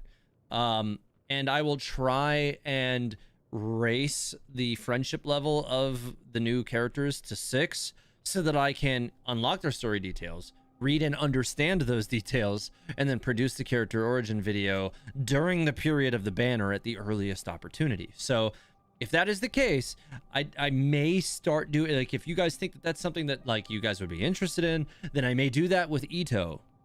But it may be more likely that I would have to wait and not do it until Shenhe because of the plans that I have already for the holiday. Which, by the way, so I would have to, it would definitely be done on co-op for faster friendship, and I would probably do it live on stream when I do it. Like, I would probably, like, get the character and give it a preliminary build and go straight to to a domain with people in co-op, so that I get it really fast, and then we can even, like, I don't know, read them on stream together so that everybody can see the story right away. And then, over the next few days, I would go into making that. But I probably won't be able to start it until after, start doing that until Shenhe comes out, because of what I have planned for the holidays. And I'll go ahead and tell you guys now. I actually won't be pushing the announcement for this until probably tomorrow sometime. So you can carry TH. No, because I'll probably build the character. I'll probably plan to have the character built so that I can actually contribute during the fight. So you wouldn't have to carry me, but I appreciate it if that's what your intent was. Anyways, so like I said, I haven't pushed this out, and I probably will announce it tomorrow. Audrey Bogardus says my character origins are your favorite. Nice. Okay, cool. Well, those have historically been recorded as my second best videos, but like my Raiden Shogun Origins video just did not perform well. Neither did my Ayaka video. It's like all of a sudden everybody just doesn't give a crap about Inazuma characters. I don't know. So like, you know, that theory will be tested if I do this with Shenhe right away, because she's a Liyue character. So who knows? Anyways, back to the sentence that I'm trying to finish. So what I'm planning to do for the holidays, and like I said, I'm going to push an announcement on this tomorrow, is for the holidays. You know, this is kind of a common thing that some YouTubers will do. They'll do like a 12 Days of Christmas kind of theme, where you'll release a video every day for the 12 days of Christmas. And I'm kind of thinking that that's what I'm going to do for the holidays, but I'm going to call it like the 12 Days of Loremas or something like that. Or probably, it's probably just like, because I'd rather spend my creative energies making the videos than on the name, but I feel like that's good enough. But a common request that I've had on the channel over the last like 8 or 12 months, because it's been a long time since I've made another lore book video, is to make more lore book videos. So I would probably spend those 12 videos on the lore books, covering a huge chunk of them over a 12-day period, so that a lot more of them are available to the community in a, you know, basically an audiobook format, so that you can, you know, if you don't want to sit down and read those things, you'll have the video version of it, and you can just playlist a whole bunch of them, because you know, at the end of that I'd have 14 of them, and you know, it will kind of establish, you know, that creative process for me, so I can probably kick out the rest of them a lot faster at some point after that too. So there's that, the 12 lores of TH-mas. I think that might be a little bit deep. 12 days of Genshin-mas. I mean, it's not that's not meaningfully better or worse than Loremas, but maybe that'll work too. But yeah, so that's kind of what the idea is right now. Teyvat Chris story. That is weirdly my favorite one, but I don't think I would use that, because I would like to avoid using the word Christmas in it, if that makes sense, because not everybody celebrates Christmas, but a lot of people do celebrate different holidays during this period. So I'd like to be as accommodating as possible for that specific aspect to it, if that makes sense. TH, which vision region design is the most intriguing lore-wise? Well, we've only seen 4 of them so far. Vision region design. So if you're talking about like the actual vision frames, if that's what you're talking about. So if I were to say which one is most intriguing to me visually lore-wise, probably Mondstadt. I think that one's really cool looking, but they're all kind of cool in their own way, but I'm not sure if I fully understand the question. Christmas. So Mus is not a Christmas? So Maz is not offensive? I would love that. I'm an avid reader, and those books can be a chore to read sometimes. It'd be nice to have an audio alternative. Yeah, I mean, that's kind of what I'm thinking about as well with regard to that. That sounds like so much work. Yeah, it's going to be a lot of work. But here's the thing. They are lore book videos, because I've already made 2 of them. I made them quite some time ago. Are not a fraction of the work that Origins videos or theories are. So here's the thing. Theory videos, a huge portion of the workload on those is research, followed by a not insubstantial script writing phase. Whereas, you know, after that, the editing phase of the theory videos is a bit easier usually, because, you know, I'm arranging the footage usually based on in-game shots that support the ideas, and like the editing portion, the visuals tend to come together pretty quick on that. I will say that the music and voiceover narration is a challenge on theory videos, because I have to try to, you know, match kind of the theme of what I'm doing. In Origins videos, the research is a lot simpler, because, you know, I'm just relying on the character profile and their voice lines, and sometimes like Ascension materials that specifically mention those characters, or other characters' voice lines that outline something I think that's interesting enough to add to said video. So the research is not that in-depth or difficult for character origin videos for me on a personal level. However, the script writing phase on those is rather difficult still, And I would say it's probably the longest script writing phase that I'll have for any video. The script writing phase is crazy for Origins videos because I have to take the character profiles and arrange it into a narrative that I think, you know, flows well enough that, you know, will generally maintain your attention and also tell a consistent story. So that in and of itself is kind of challenging, but then also, again, narration and music is a challenge in those videos because oftentimes these characters' origins are rooted in a lot of emotion, and it doesn't make sense for me to just sit there and read it like, you know, at a monotone pace or like a normal, like I'm reading anything, like I would be reading a textbook or something. Doesn't make sense because if you don't meet the emotion, then it's lost. And so I definitely like to take my time on that aspect as well. So those videos take a lot of time. Holiday Historia sounds adequate enough. That's true. The 12 days of Holiday Historia, maybe? I'd like to definitely like keep the 12 days of, because it's the 12 days of Christmas. So maybe the 12 days of Holiday Historia might work. That's not bad. I think that might work. TH narrator voice. Yeah, I mean, like, lore story. That's not bad either, actually. Let's see. Christ as in Jesus Christ and Mass as in going to Mass gathering. Christmas is the Mass for Christ. Yeah, that is the thing. So Genshin Mass gathering, Genshin gathering. Yeah, I think I'm gonna avoid any kind of semi-religious comparisons for that, I think. Just 12 days of Historia. I mean, even that's not bad, if I'm being honest. 12 books of Historia. Well, that makes it sound like I wrote them, though.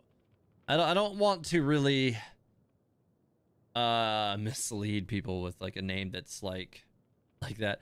Definitely not the Hyrule one. What about Hyrule? Are you talking about like Hyrule Historia, which is the namesake of my channel, actually? For those of you who don't know. That is actually why I named my channel the way I did. For the Zelda fans out there, Hyrule Historia was where I got that from, and I do own the book. I'm not a poser who doesn't own the book. I do own that book, and I have it right behind me, and I could show it to you if it is required. Bree, you and me are going places with this. What is happening here? I think I'm missing something. Okay. Like, yeah, collaborative effort? What? I think I'm missing... Yeah. Hey, cool. There's some spam going on in the YouTube chat. If I can get one of my mods to handle that for me, because that's not obnoxious at all. Okay, I will show the book. Hang on.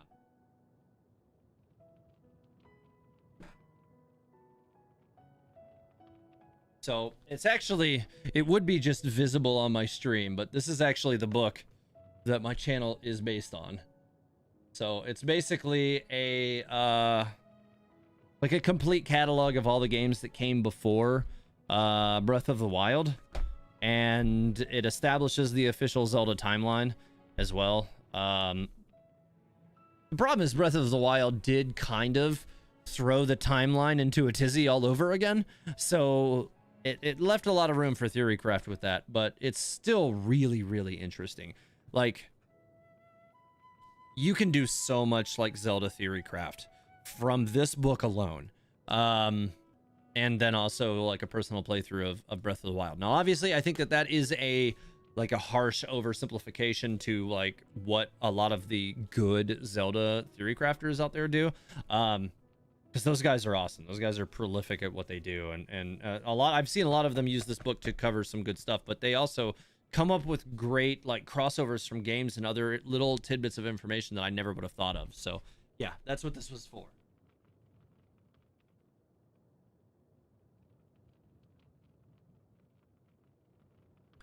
Teyvat Wintoria's best. Wintoria. Oh god, some of these are real good. Oh god, these freaking bots, man. I can't stand these bot spam things. They're getting ridiculous. Zelda book, yes, this channel got so much better. Awesome. Yeah, I mean, I've always been a big Zelda fan. I mean, like like, I don't know if you can see it, but right around, hang on, let me see if I can get my hand into it right here on my camera. That is, like, I've had it in the background of my stream since I started streaming, is my actual, like, gold cart copy of Ocarina of Time that I've had since I was, like, pretty young. So I got that in, 1998 when it first came out, and yeah, that's one of my prized possession type deals. Teyvat bedtime stories. I mean, I'm kind of still I'm liking Holiday Historia. I think that was my favorite, like the 12 Days of Holiday Historia or something like that. So we'll see. Maybe I'll have to like continue to brainstorm it a little bit before I make the official announcement. But that, I will say, admittedly, it is the reason why I haven't officially announced it yet, because I hadn't solidified on a name for it yet. But I do appreciate all of the name pitches so far, because I think you guys have definitely pitched some names that I hadn't thought of yet, and some of those are definitely better. I think Wintoria is hilarious, like Teyvat Wintoria, the 12 Days of Wintoria. No, because it would have to be the 12 Days of Teyvat Wintoria. I think 12 Days of has to stay, because it has to be like obvious that the intent is that there will be 12 days of videos. So there would be that. And yes, it would start in 6 days, so I have to get straight on it, like, really soon. Yeah, because it would start on the 13th. So yeah, like I said, the lore books don't take me that long to produce, just because I usually only have one camera shift per chapter, and most books only have 4 or 5 chapters, so there's only 4 or 5 scenes. So like, it doesn't take me a long time to get those. Usually I just like pick a nice, like, pretty location and then do like a slight camera twist or something on it, so that it has some level of motion, but not so much that it's distracting from what's behind it. That's really important as well. And now I have a totally different font that I'll be using from the original ones, which should make the font a lot easier to read as well, because that was a common complaint that I had on the 2 that I made, and I don't want to repeat that. Zelda catapulted me into gaming addiction, and then Genshin decided I needed gambling addiction. So I will say that Holiday Historia, 12 Days of Lormus. This is tricky. So I mean, like, that's like a subtitle to it. Anyways, back to Audrey. Zelda is the franchise that got me really into gaming as a kid. It is like undoubtedly it was the one. Like, I would say, like, as far as like old school, like, side-scrolling games go, like, I played probably like a lot of Sonic the Hedgehog, but there's not that much story involved in that, right? Like, there's just not.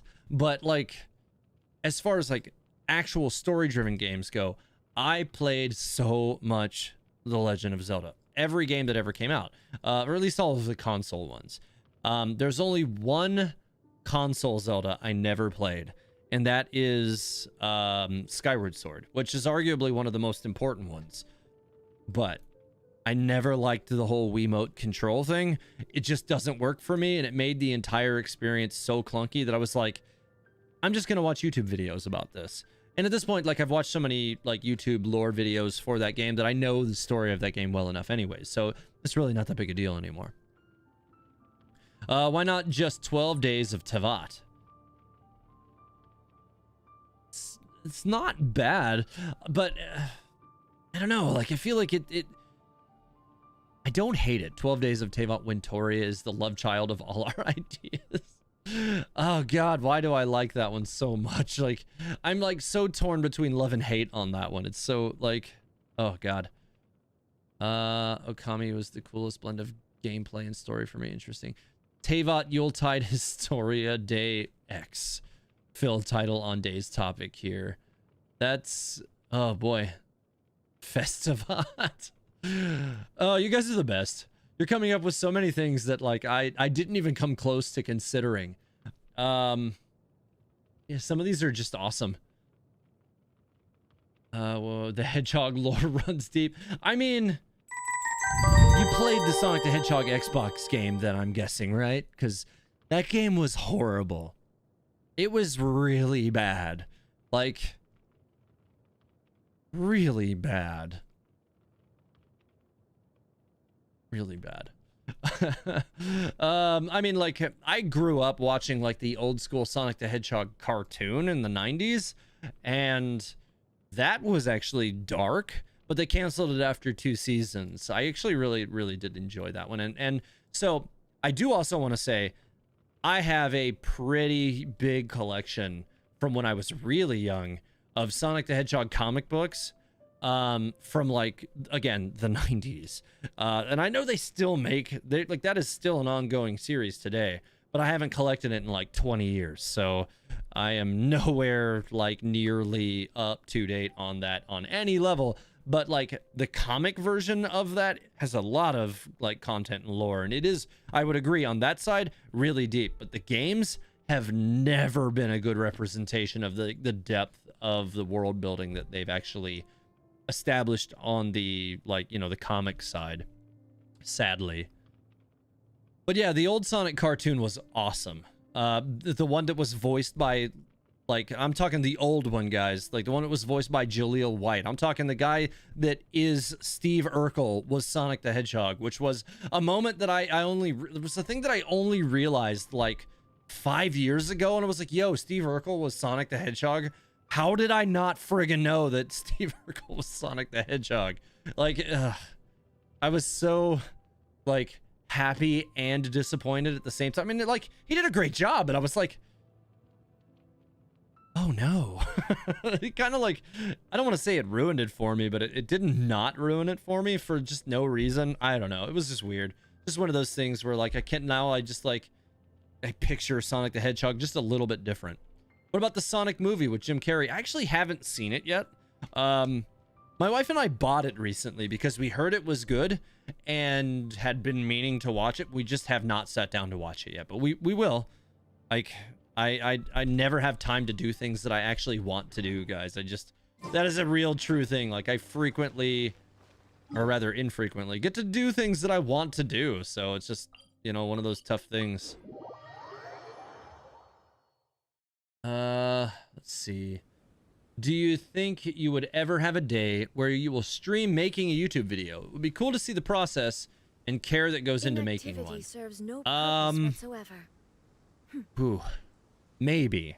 Right. I wouldn't say that I would do it soon, because there would definitely be like an added level of complexity to doing that live on stream. And a big part of the problem with that would be, like, you guys would be hearing, like, for me, a big part of making sure that I don't make mistakes in the video that aren't edited away. Like, say, for instance, I have multiple takes of the same line. And so, like, you know, when I have multiple takes of the same line, I have to listen back to the timeline and make sure that I've eliminated all the other takes and then edit it into the primary timeline. And then the world remains. You're just going to be hearing me say the same thing over and over and over again, which I think could get a little tiresome. If it's something that people really want to see, I could definitely see doing it at some point in the future. But I would definitely have to figure out a way to cut away some of the mundane aspects of it, like listening to the same audio over and over again. Live stream of TH watching the Sonic movie. Well, that would allow me to actually watch it, but I could in no way actually show the Sonic movie on screen because then I'd get sued or copyright struck, or all of those things would be bad. So I don't want to do that. Now all you can imagine is Sonic going, did I do that? I mean, like, legit. That is exactly like, just Sonic is just wearing big glasses and suspenders going, did I do that? And that's like, that's just what it is now. On the second day of Tevat Wintoria, my Genshin addiction game to me 2 of Timmy's birds and a Chi-Chi at 8950. You are so wrong for that on a, just like, you are so wrong for that. Wolf, thank you. Oh my god. Oh my god. Tevat Snowstoria. Frostoria? Just Winter Tevat Historia. Oh man, I am these ideas are gonna be hard to pick through, guys. You're making this real hard for me. I found an NPC who says that he's seen someone with a similar silhouette as the traveler near the Gwali Assembly ruins. Who? Is it a new NPC? because I'm not sure that I'm familiar with that. And it makes me curious as to whether or not it's supposed to be like, is it like maybe like a Whopper Flower clone of the Traveler, or are they talking about or are they talking about Lumine, right? Like you're the sibling for me. Grumpy Lulu, oh my god, I love your videos so much. I didn't know you stream. Well, thank you, I appreciate it. I do, and I have for a long time, but I'm glad you found me now, and welcome. Video chats wouldn't be enough, so yeah, the video chat. Okay, I see what you're saying. But yeah, welcome Grumpy Lulu. Thanks for joining the stream. What about doing research? Oh, you mean doing research for videos on stream? So that is something I could do. However, again, I get to the point where I feel like that might also be a little uninteresting, just because it's like just a lot of me reading, right? Like you'd just be like, I guess I could read it out loud, and I could, you know, do it in like my reading voice, you know, like the voice that I do for all the videos where, I mean, I could read the chat in that voice too and just be like, what about doing research? Thank you. Oy vey on stream. Poor pigeons. Like I could just stay in that range for it, but like, I mean, I guess that makes it a little better. And then of course I also have my ridiculous voice modulator, but I really don't want to use that very much. So, you know, there's that. Tevestivus for the you can't just make a Seinfeld reference. I kind of love it though, Tevestivus. That is probably my favorite one of all, but like so many people have like, I feel like people who are under like 25 don't know anything about Seinfeld. Am I wrong? Like I feel old. So like if you are under 25 and you know Seinfeld well enough to get that reference, please let me know in the chat. I am curious. I just am. I have to know. On the 4th day of Tevat Wintoria, my Genshin addiction gave to me 4 shield wall miniatures, 3 drafts pigeons, 2 of Timmy's birds, and a Chi-Chi at 89.50. Oh god. Wolf. Oh my god. This is the best thing I've ever seen. Play some lo-fi behind you and it's all like classic lo-fi girls studying. I mean, I guess there's that too. Just like Tevat Historia lo-fi. I gotta get somebody to make that for me. Just like Tevat Historia lo-fi. I'll just post it as a video. I don't know what it would have to be, just like remixed lo-fi Genshin music, I think, obviously, but yeah. Santa TH section? What? Lo-fi TH writing theory. That stream would be like 4 hours long. I mean, a stream of me writing or researching or anything making a video, and that's another one of the issues that would be like streaming creation of a video, is like it does like seriously take me anywhere from 30 to 40 hours to make most videos. The lore book videos I would say are probably only in the area of like maybe 10, because they're a bit easier to put together because there's no writing, right? I don't have to write it. And then the editing portion is significantly cut down by the fact that I don't have to make a whole bunch of cuts. I just have to record 4 or 5 or 6 scenes and then put them over the chapter in text.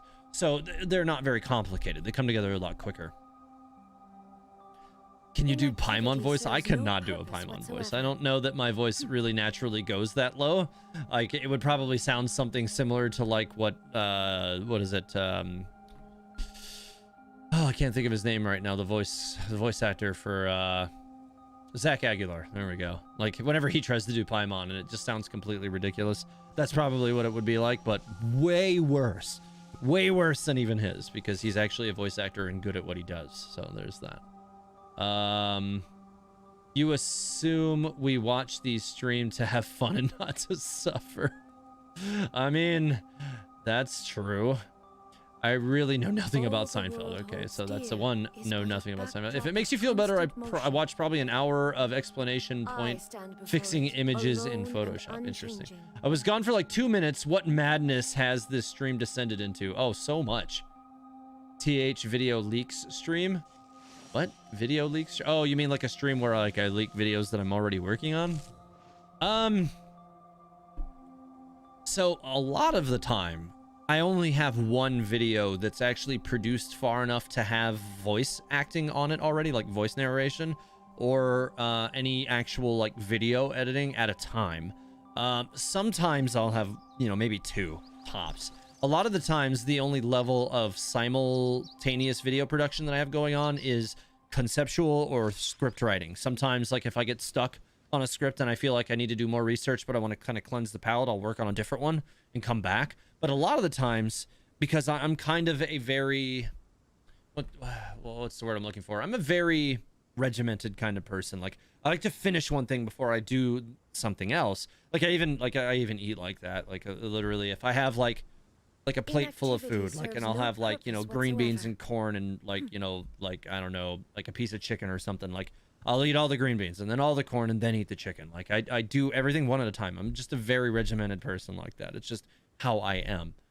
So like I generally prefer to start a project and finish it before the next one starts. That said, I will have lots of concepts to where like I've done initial research to know whether or not the concept is good enough to where I can put it in my book as a solid concrete theory that I'd want to make and know that I should.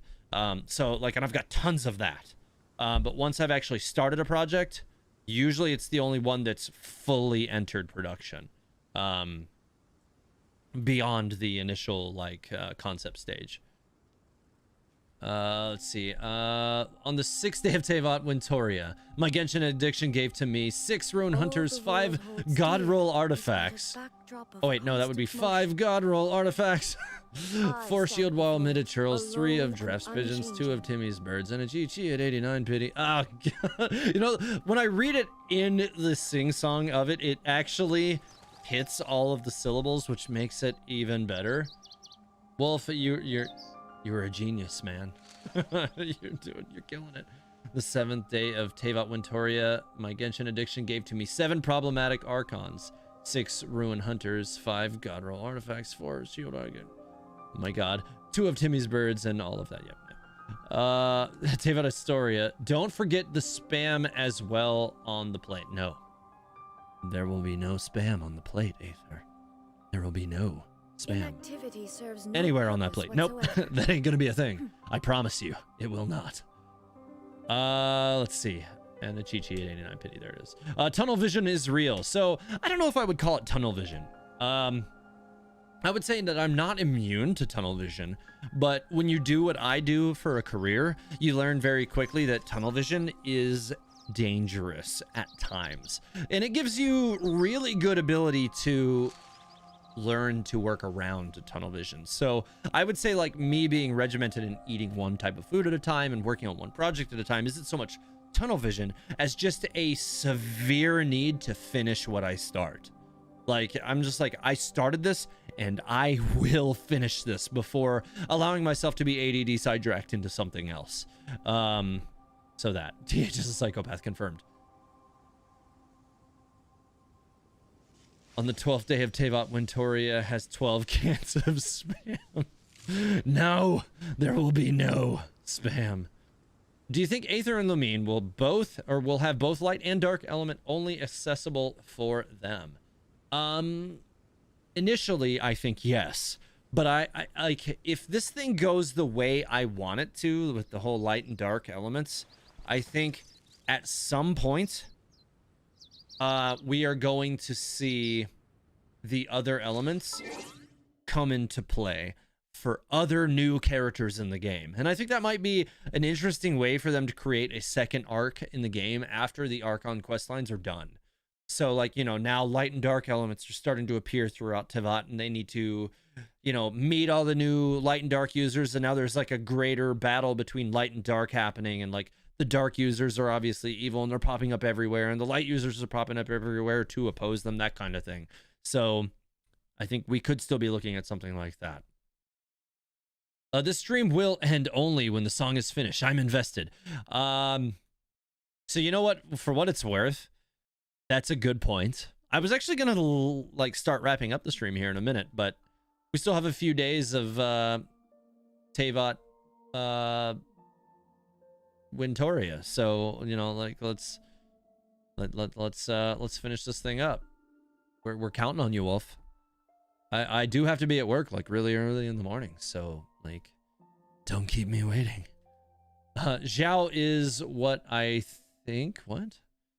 That sounds like a fun idea. Do you think MC will ever be more than a bench warmer for most player? God, I hope so.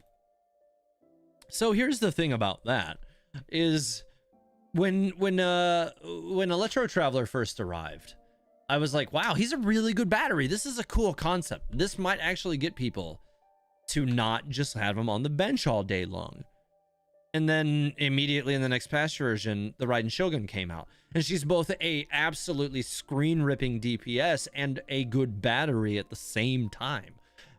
And so, considering that the Raiden Shogun is the most rolled for character in Genshin history, and most people who wanted her did end up getting her, most people have no use for Electro Traveler. So he did end up still being a bench warmer. So I think at least maybe it's possible for a short period of time, because of Dendro and the lack of Dendro units we have, it's possible that Dendro Traveler could end up being a popular choice, at least for a while. And then eventually transition into a bench warmer. Probably, if I had to guess. On the 8th day of Tevat Wintoria, my Genshin addiction gave to me 8,000 hilly churl kill count, 7 problematic archons, 6 rune hunters, 5 god roll artifacts, 4 shield wall mid-churls, 3 of giraffes, something, I forget what it was after that. He's stuck on 9. Well, we'll see, won't we? His sleep is in your hands, Wolf. Your sleep is in my hands, Wolf. You better include this song in one of your videos. No promises on that. No promises on that, because I don't know that I'm itching to sing on anything. So, you know, outside of just, you know, like lightly sing-songing it here. So there's that. But I don't know. I could definitely be compelled into, like, you know, I don't know, maybe putting it in text on something, because I think that would be really interesting. And then, you know, obviously giving Wolf credit for the text version of it. So there's that. Either that, or I'll just read it as like a disclaimer kind of thing, like really fast, like on the 8th day of Tevat Wintoria, my Genshin addiction gave to me 8,000 hilly churl kill count, 7 problematic archons, 6 rune hunters, 5 god roll artifacts, 4 shield war middle churls, 3 of drafts, whatever comes after that, like something like that. But I don't know, that might be really annoying, so I don't know. My strongest main is Aether. I will be loyal to my silent boy. He's not totally silent, he's just mostly silent. Yeah, they're never going to make the MC so great because people wouldn't roll for other characters. I mean, that is kind of the sad reality of things, isn't it? Like, if they make the MC really good, it does somewhat dissuade people from rolling on the new characters, which I think is kind of problematic and from a certain standpoint, because it gives you like a reasonable expectation that they probably will not transition the MC into something that's really good.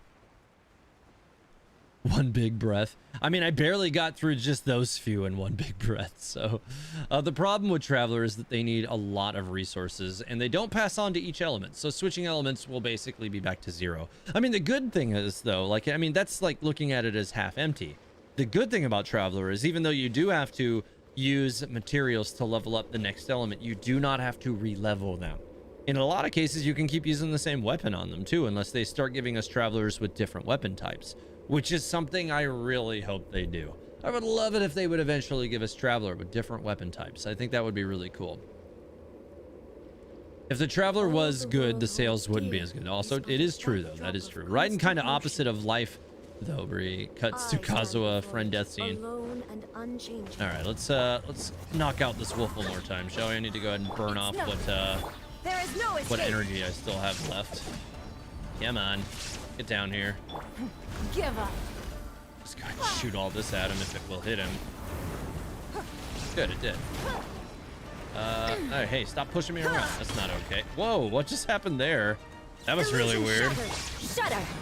Freeze to the core. I might be able to get some damage in on him because he's knocked down. Oh yeah, that crushed him. That was good. That stacked up some big damage right away. I like it. Alright, so let's get these skull things back. I mean, let me heal up my Nigwalk so she doesn't just die randomly, because that would be lame. I don't know if that was the closest one to me, but it doesn't really matter. All right, one down. And number 2. And 1 to go. Let's not get crushed by that stuff. All right. Don't waste my time. My attack speed buff. And let's just go ahead and finish this thing off, huh? Okay. Not bad for, I think, only like my 3rd or 4th time killing that boss. So I'm pretty pleased with how quickly I've adjusted to that one. Okay, so let's see. Raiden kind of opposite of life though, Brikatsu. Okay.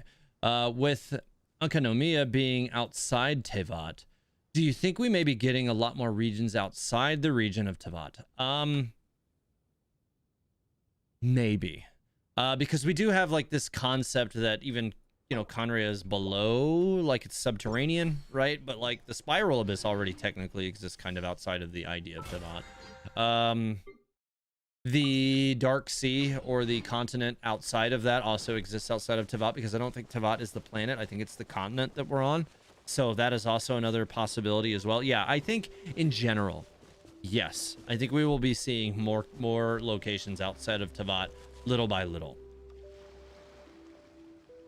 On the 9th day of Tevat Wintoria, my Genshin addiction gave to me 90 pity, 8,000 hilly troll kills, 7 problematic Archon, 6 ruin hunters, 5 god roll artifacts, 4 shield wall middle-trolls, 3 of Brof's something. I can't remember what comes after that.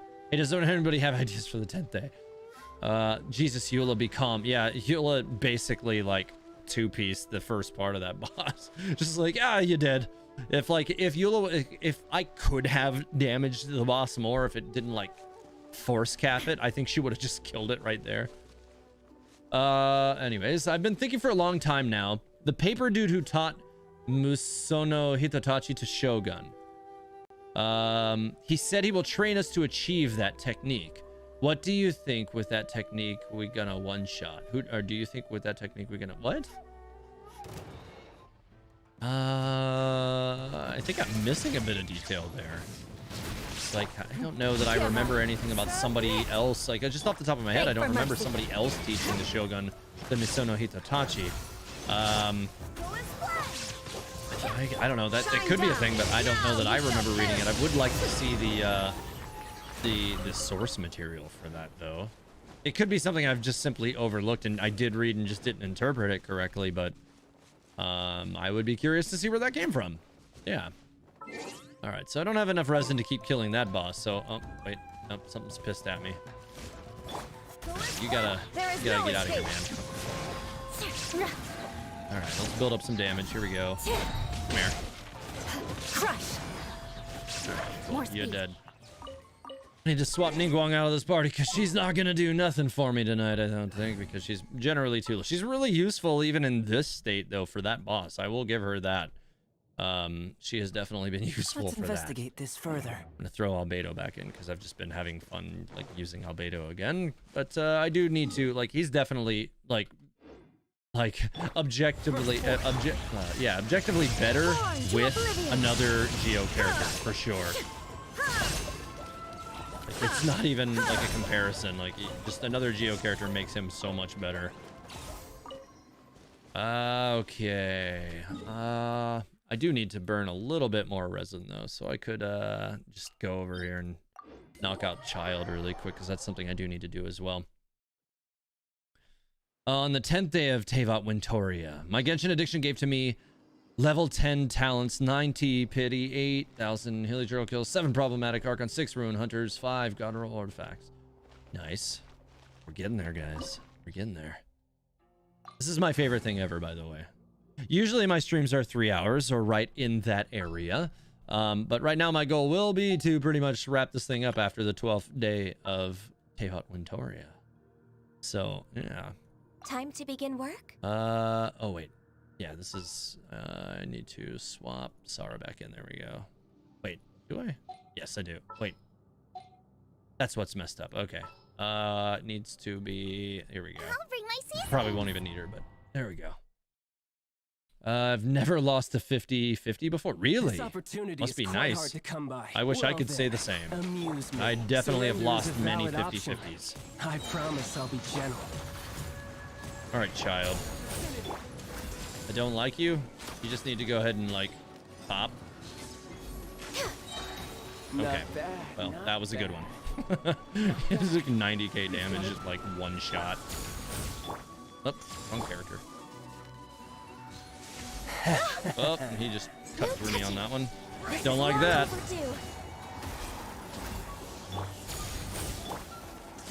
Alright, so I should still get the benefit of that. Oh, I almost got him. No use Shoot hiding the back ground there. intentionally, but I need to actually get the trick. Come on. No, I'm gonna have to keep moving. Nope, you're gonna kill me. Strike! Quit it. Oh, you little bastard. Storm the Stop it. Okay. There we go. Born of ice and frost. Well, that was a little closer than I would have liked. Oh, teleported away. Come on now. Come on, child. You got nothing. That didn't double crit. Oh well. It's fine. Alright, well, no big deal. Okay, let's see. Now my resin's gone finally. 12 cans of spam. No! No 12 cans of spam. Definitely not. Certainly not. On the 11th day of Tevat Wintoria, my Genshin addiction gave to me 11 Fatui Harbingers, level 10 talents, 9 pity, 90 pity, 8,000 hilly turtle kills, 7 problematic archons, 6 ruin hunters, 5 god roll artifacts. I like it. 5 from Wolf. On the 12th day of Tevat Wintoria, my Genshin addiction gave to me Raiden A's Eternity. Yes, that. First of all, well, thank you, and yes, that was the glory of Raiden A's Eternity. 11 Fatui Harbingers, level 10 talents, 90 pity. Nice. I like it, man. Feel the heartbeat of the Awesome. You did not disappoint. I love it. Wolf, I don't know. I hope that you've like written that in a notepad somewhere. For the love of God, please tell me you notepadded that somewhere. And if you did, send it to me on Discord as a personal message, please. I need to see that as a continual message. I need to see that, please. That would be amazing. Like, it kind of makes me want to, if you wouldn't mind, if you would send it to me, I like for my 12 days of Tevat or whatever I'm going to call it. I might just have to call it Tevat Wintoria, honestly. I might just put each one at the beginning of the video. Like, here's the first day and so forth. And like, until we get to the end. I think that would be awesome. That would be amazing. If you send that to me, I will put each one of those at the beginning of every one of my 12 days of Tevat Wintoria. I will do it. Like, and I will, you know, put written by you on it for proper credit or however you want to be credited for it. That would be amazing. Should we really be off work this early? There is still a lot left. Definitely send it to me as a DM, please, because I might miss it if you put it anywhere else. Yeah, that would be amazing. Anyways, guys, now that he has finished it, and I do need to get to bed because I gotta be at work like crazy early in the morning tomorrow, and I gotta start getting ready for the day. I need to go ahead and head out of here for the evening. But I want to say it was a great stream tonight. Thanks to all of you, like the most of 300 of you who have been here tonight. I really appreciate you being here and supporting the channel and joining in on the lore discussion. I'd really like tonight, the most of the stream was dedicated to lore discussion. And I'd really like to keep as many of the streams as I can for Genshin specific content.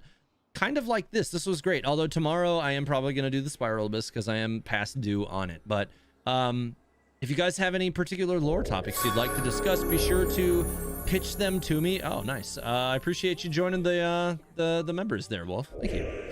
Welcome to the Sealies. I'll make sure to get you added to. So when you DM me, Wolf, make sure to send me a confirmation of that, and I'll get you added to the TH members chat in Discord. But anyways, I want to say thanks to the most of 300 of you who have been here tonight. I really do appreciate it. It's so nice to de-stress. If you liked the video or if you liked the stream, make sure to like it on your way out. Subscribe if you're on Twitch. I really do appreciate it. It does support and help out a lot, as does anything, even just, you know, subscribing on YouTube. Also really helpful. Like I said, liking it helps a lot too. That's big for me on the algorithm. That is a big help as well. Thanks again for being here tonight, everybody. I really do appreciate it. Happy holidays, and I'll see you all tomorrow from some Spiral Abyss. Have a great night. Eat the Paimon.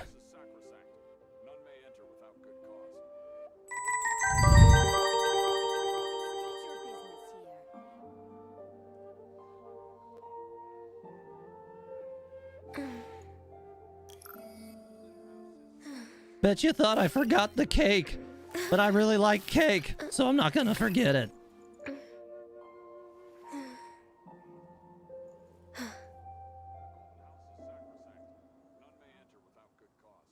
State your business here.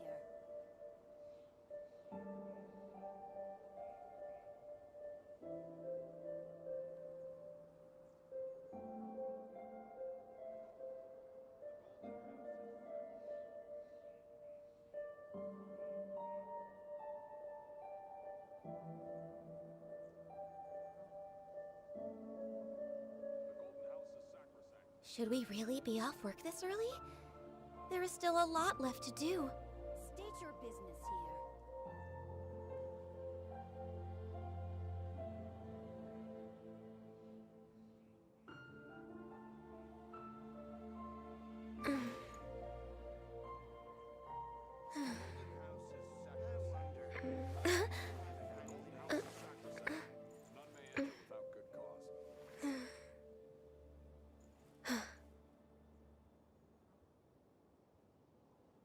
State your business